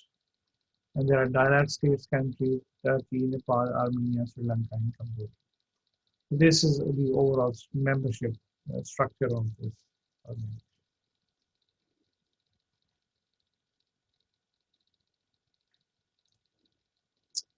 ASEAN was the organization established in 1967 um, and has this membership map starting from Myanmar, Thailand, Laos, Cambodia, Vietnam, Malaysia, Singapore, Indonesia, Brunei, and Philippines. So there are 10 members of ASEAN organization. And this headquarters is located in Jakarta, the capital city of Indonesia. And it's one of the very largest, largest ever economic alliance in the history of mankind. And this has come to known as ASEAN Miracle because recently there have been very phenomenal in the economic growth and their integrated models.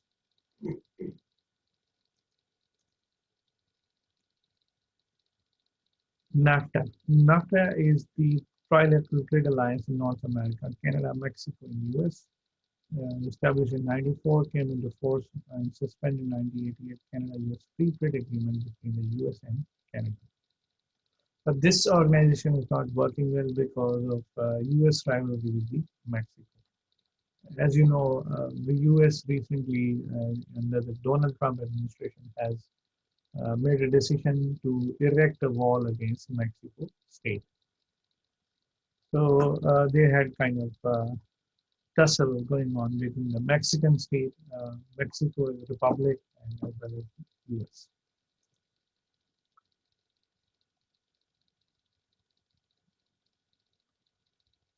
And this is the map of the BRICS.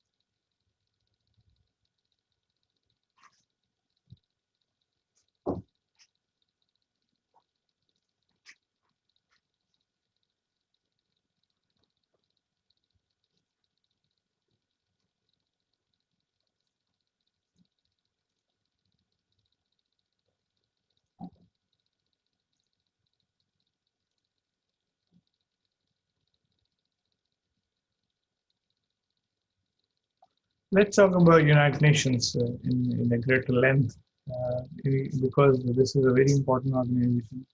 All the students must know the background and the functionality of and the membership and the very structure of this organization. So let's start with the one of the very important quotation by one of its Secretary General, Kofi Annan, more than ever before in human history, we share a common destiny. We can master it only if we face it together. And that, my friends, is why we have the United Nations. Happiness of any society begins with the well-being of the family that live in. That history is not say about our age, that we were those who were rich in means but poor resources. So one of the very important quote is to not to be judged by history as one of the people who had resources but they couldn't do anything. So all you is to have a strong will from the perspective of Kofi Annan. The present day Secretary General of the United Nations, Antonio Guterres. Antonio Guterres is from Portugal. He has been the Prime Minister of Portugal before becoming the Secretary General of the United Nations. He says, and I quote, in the end, it comes down to the values, as was said so many times today. We want the world our children inherit to be defined by the values enshrined in the United Nations Charter, which is peace, justice, respect, human rights, tolerance, and solidarity. So he just highlights these basic assumptions on the basis of which United Nations really stands out from the rest of the organization. And United Nations, remember, is the only organization which is known as international organization. Most of the countries, mostly the countries which are independent, they are members of United Nations. That's why it is known as international organization, not a regional one. Let's introduce this United Nations concept is in the word which is known as World Parliament. So as it states, individually has its own parliament, uh, but the world in the form of United Nations is witnessing a parliament of the world in which every state has its representation, regardless of their geographic locations, regardless of their background, regardless of their how a state, small or a big, every state has its equal representation.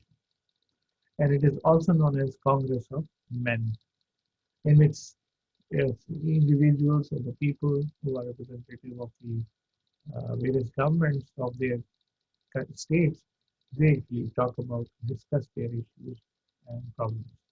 It is an uneasy hybrid between the traditions of great power consensus and traditions of universalism that stresses equality of all the states.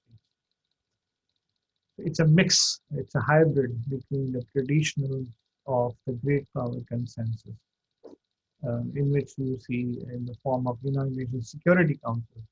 It is the great power consent. Consent of all the five countries is important, P5 countries, which have veto powers.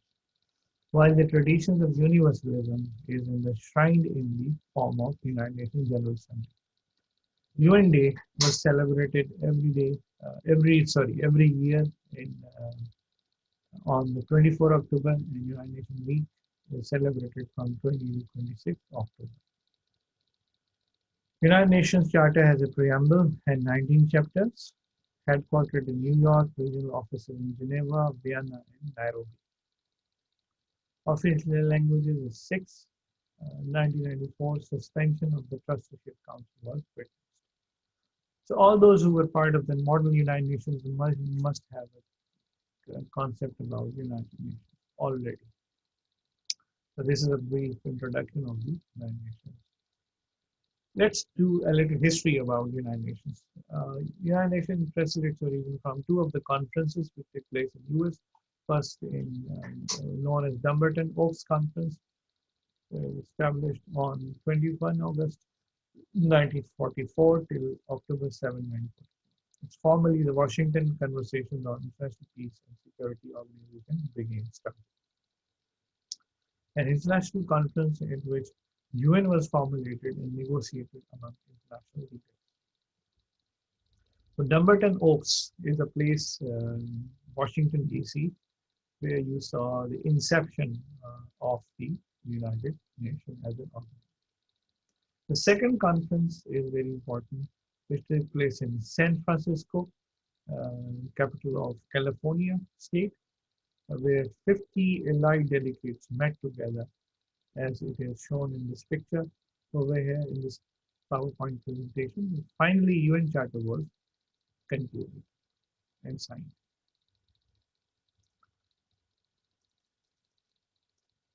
Now, what this UN systems or charters is all about. Let's just briefly do it. Selected articles of United Charters. Preamble talks about the UN Charter asserts that we, the people of the United Nations, are determined to reaffirm faith in fundamental human rights, in the dignity and worth of the human person, in the equal rights of men, women, and of nations large and small.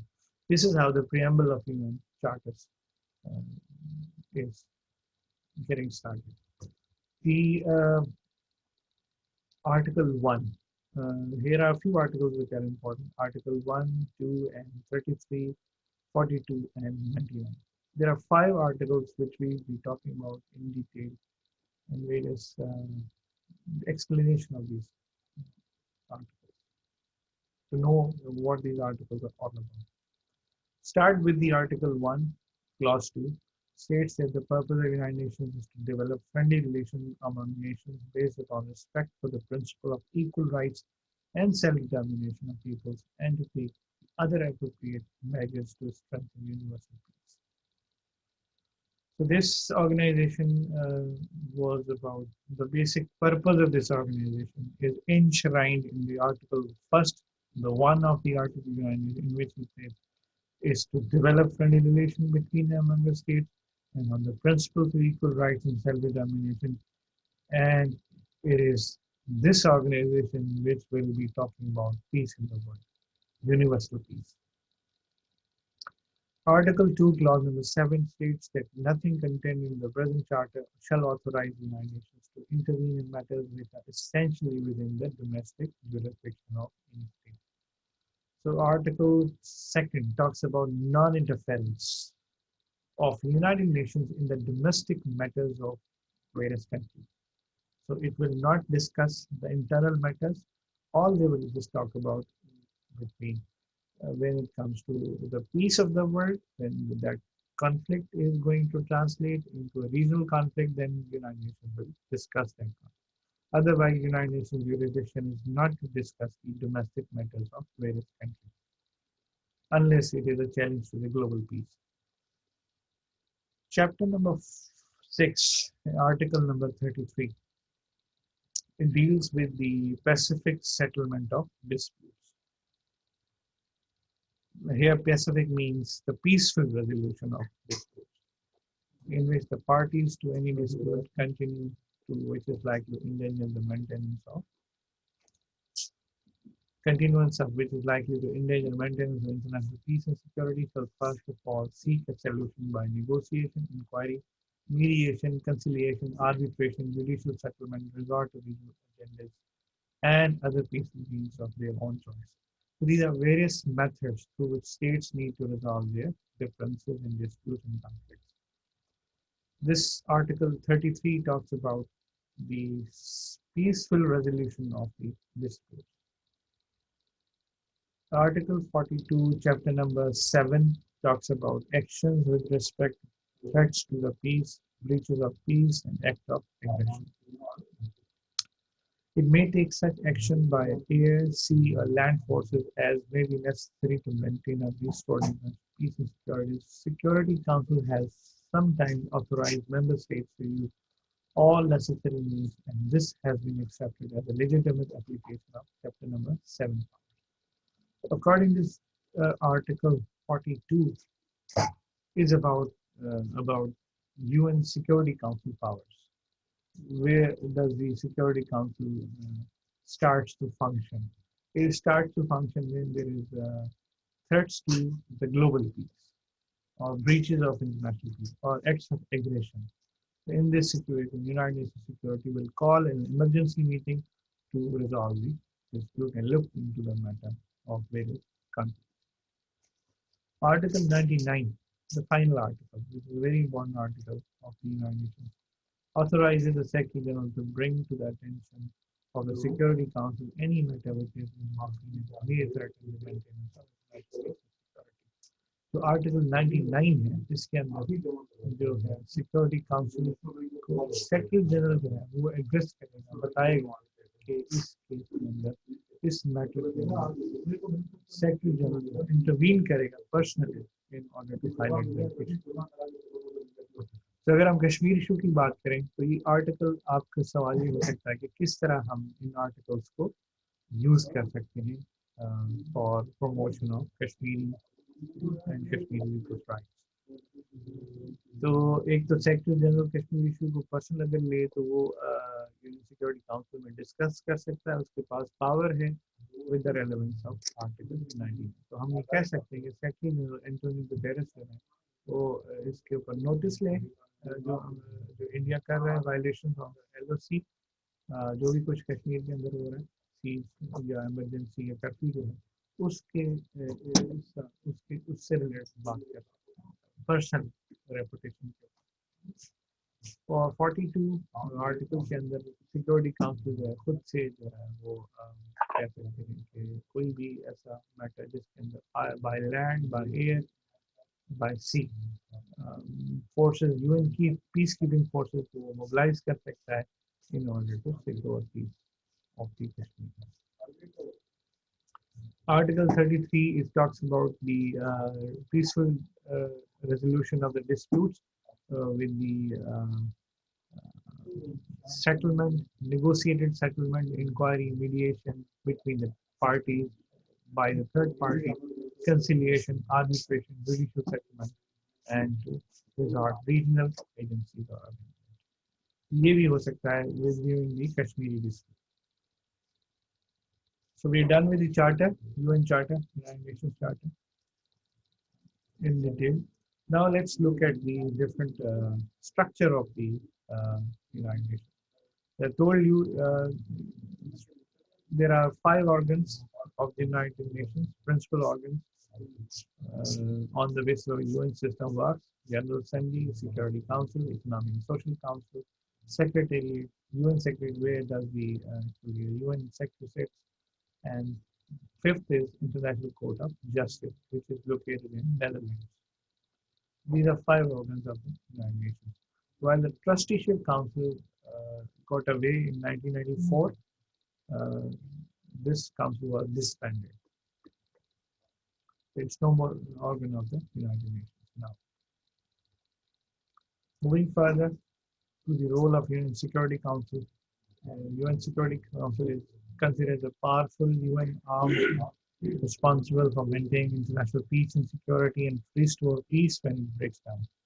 Decisions are binding, power to define the existence and nature of threats, structures, framework for enforcement of decisions through mandatory directives to the UN members. Example, it can halt trade with the aggressor. All those countries which are aggressor, they can go for this option. It can go for a deadlock with that particular country which is using aggression as its weapon. Almost 2,700 resolutions have been passed to this date. It requires 9 votes from the 15, but a single vote from P5 defeats resolution. So actually, UN Security Council has 15 members. 5 are the permanent and 10 are non-permanent members. 5 permanent, they have to be there for the rest of the UN life, and the non-permanent member, their membership is only for 2 years. Every 2 years there are new members occupying the seats of the non-permanent members. So non-permanent term is for the 2 years and 5 members each year. Abstain vote in order to avoid any future direct conflicts. Example is Venezuela 2006. Used the devil and the snail sulfur for US president and Iran's bid for the non-permanent membership. So there is one case in 2006 when Venezuela's president Hugo Chavez used very aggressive language against US government, and he affiliated US FARC as a devil's FARC. And he also blamed America for doing all the bad things in the world, in different places of Afghanistan or Iraq and other places in the world. Let's move to further the UN peacekeeping missions abroad. UN Security Council has this function of US peacekeeping forces in order to deploy these people, these forces. UN does not have its army, so UN takes it from other countries. UN forces takes it from almost 113 states. They contribute into the UN peacekeeping forces, and they are scattered around 14 places all over the globe. So almost 1 lakh personnel who work for the UN peacekeeping mission. UN peacekeeping forces are lightly armed rifles without artillery and tanks. UN Security Council authorizes for 3 to 6 months, but can be extended. Looking at the broader picture of how does this UN peacekeeping forces work, there are various regions in the world where uh, different UN missions are uh, taking place. And Sudan is in 22,900 personnel are deployed in South Sudan, Darfur region, Democratic Congo, Lebanon, Ivory Coast, Haiti, Liberia, South Sudan, and then Syria, Cyprus, West Sahara, Israel, Kosovo, India, and Pakistan. There are 14 places where these UN peacekeeping forces are deployed in order to maintain peace on the border. UN observers are of the nature the unarmed military officers sent in the conflict zone in small numbers watch and report ceasefire, elections, and human rights violations. While the UN peacemaking concept became known after the Secretary General at that time, Boutros Ghali, talks about preemptive diplomacy in 1992. So there is peacekeeping, there is peacemaking. Now, what's the difference between UN peacekeeping and UN peacemaking concept? This you have to understand um, the concept. Peacekeeping is basically the deployment of the forces, uh, and they are not actually, sometimes not actually armed uh, peacekeeping forces. While the peacemaking concept is basically sending the UN forces for conducting a military operation in those particular areas. So you have to impose the peace rather than just sending those troops for a um, superficially point of view.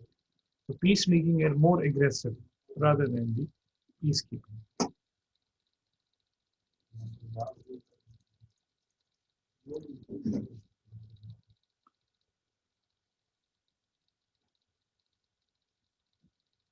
This is a broad-based picture of selected documents related to the changing rule of the United Nations system, development of economic and social.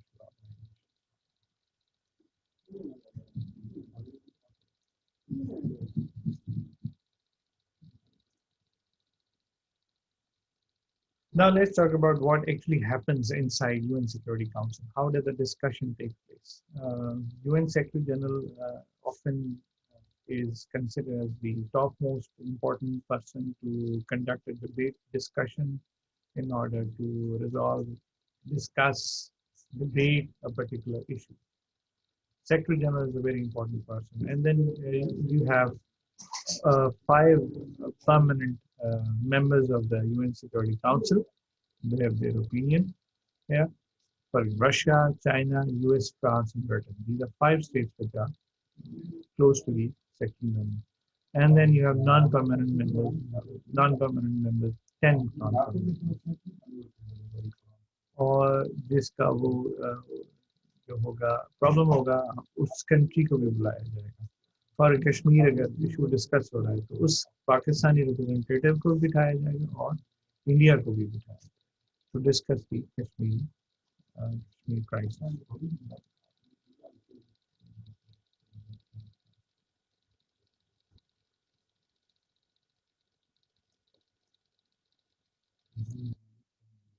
UN reforms की हम बात करें तो there are UN reforms being talked about.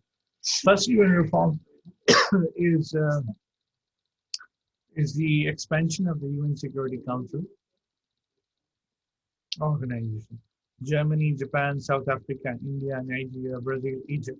These are almost 7 states which want to expand the membership of the UN Security Council. So India looks at as a contestant, as the incoming member of the Security Council. So UN reforms has only taken place once in the UN life, which was in 1965. The membership it was extended from 11 to 15. the member of the UN Security Council. Should EU be represented instead of UK, France, and Germany individually? So there is a discussion going on whether European Union as an organization should be made a member instead of uh, giving membership to countries of Europe individually on individual basis like UK, France, Germany. How would Pakistan feel about India's handling? This is a great question. It's a most debatable question in Pakistan. If India is given membership into the UN Security Council, then Pakistan would be um, at the Pakistan would feel like a frustrated nation because Indians then again will impose their own agenda on Pakistan. What about representation about Islamic countries? There are many Islamic countries like Indonesia, Malaysia, Pakistan, Saudi Arabia, Iran, Iraq. There are other countries, almost 57 countries. Out of these 57 countries of the Muslim population, no single Islamic country has representation in the UN Security Council. So people talk about giving at least one or two Islamic countries a membership in the UN Security Council. No representation from almost 33 states in the Latin American continent. We talk about Latin America as a region. So there are almost 33 states, but there is no representation given to any single country from the Latin American region. What if the aggressor is veto power? United Nations fails to stop aggression in many cases. Um, UN has not been able to address the aggressive designs of various countries, not been able to neutralize the conflicts. Still, it needs to work more. If there is a resentment among smaller powers, states, and if the governments in US commit atrocities or violate international law, which of the organizations in the United Nations can take them into account? Or of course, none of them is the answer. तो एक बहुत बड़ा सवाल पैदा होता है यहाँ security council में रोल की बात करें तो उसके अंदर ये होगा कि अगर यूके और यूएस जो है वो खुद वायलेट करें राइट्स को और वो कंडक्ट करें ह्यूमन राइट्स एट्रॉसिटीज को दुनिया में तो where does the UN security council stands in that scenario this is a big question role of the ICJ, International Court of Justice. There are almost 15 judges elected for 9-year terms. The headquarters is in Hague, Netherlands, and decisions are advisory and non-binding. So ICJ, whatever the International Court of Justice gives the bindings to various countries, this is not, not to be considered as important because they are all the decisions which take place in ICJ are not necessarily binding upon states to follow. So they are essentially non-binding decisions conducted by and they are more of advisory. Yes. Climate change is one of the very theme of the United Nations concept. Is United Nations Climate Change Conference Doha in 2012 was the most recent UN global conference focusing on international environment. The first UN conference on the human environment, which took place in Stockholm in 1972, stimulated the creation of national government, national environment ministries around the world, established United Nations Environment Program. 20 years later, UN Conference on Environment and Development, the Earth Summit was held in Rio de Janeiro. United Nations Framework Convention on Climate Change was one of the 3 conventions signed by many governments at the 1992 Earth Summit. The Kyoto Protocol of 97 was the addition to the UN framework on climate change, which set binding targets for reducing greenhouse gas emissions. So climate change, again, debate is still part of the United Nations ambit. It does function under the various programs of United Nations, like United Nations Environment Program and United Nations Framework on the climate change. What are the recent developments reviewing the United Nations Resolution 1267? The US attempted 4 times since 2000, equating Kashmiri freedom struggle with the terrorism. Then Pakistan at ease for delinking Masood Azhar from the Kashmir freedom movement. So these are two developments. Indians have actually put Masood Azhar's list to the United Nations as one of the terrorists declared. And it is allegedly being blamed by the Indian government to Pakistan that they harbor this terrorist inside their country. So with this, I come to the end of my lecture on United Nations. I end this lecture with the quote of one of the very important Secretary General, second Secretary General of the United Nations, Dag Hammarskjöld, once said the United Nations were not to take mankind to heaven, but to save humanity from hell. So creation of United Nations was not to create heaven in this world, but was to actually save people from the calamity of hell. Thank you so much.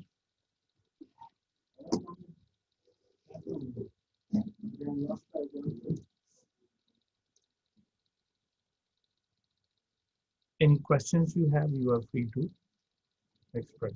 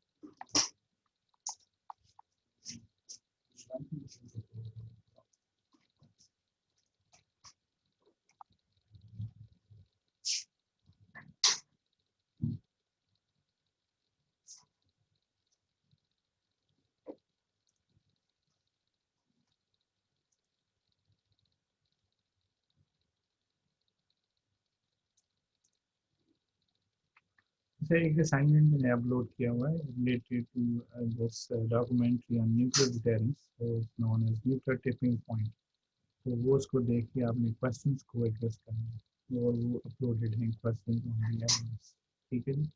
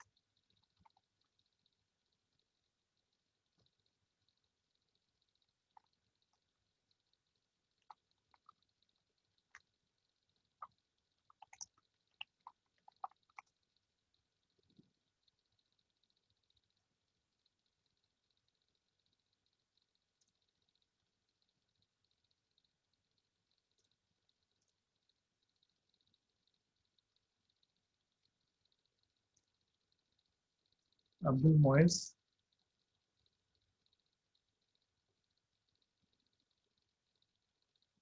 Abdul Mois Ansari,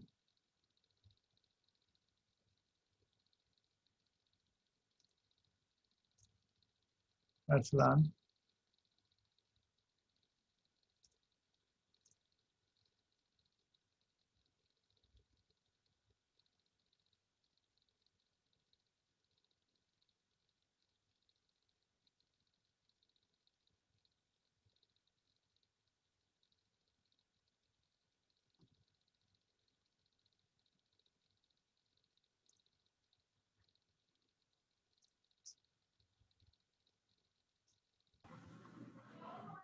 Present, sir.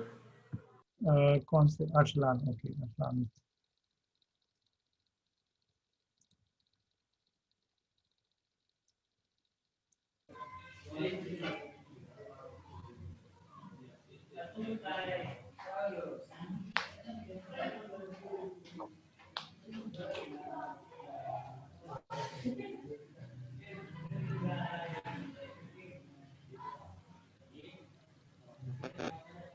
Asadullah, Yes, sir. Azizur Rahman, Present. Azizur Rahman, Yes, sir. Present. Deepshika,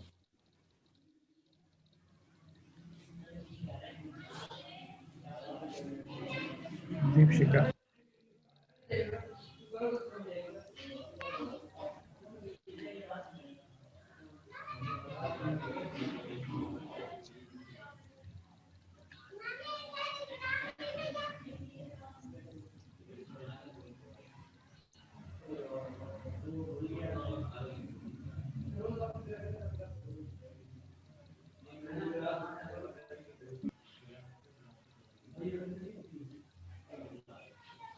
Present, sir.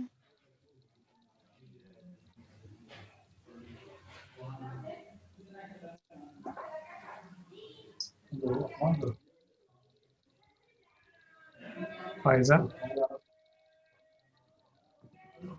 Present, sir.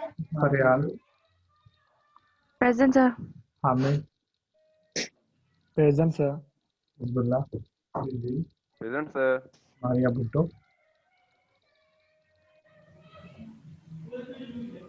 Maria, Mariam, Mariam is here. Present, sir. Okay, Mohammad Hassan, Present, sir. Mohammad Imran, Present, sir. Imarta, Present, sir. Prakash, Present, sir. Priti, Present, sir. Rahul,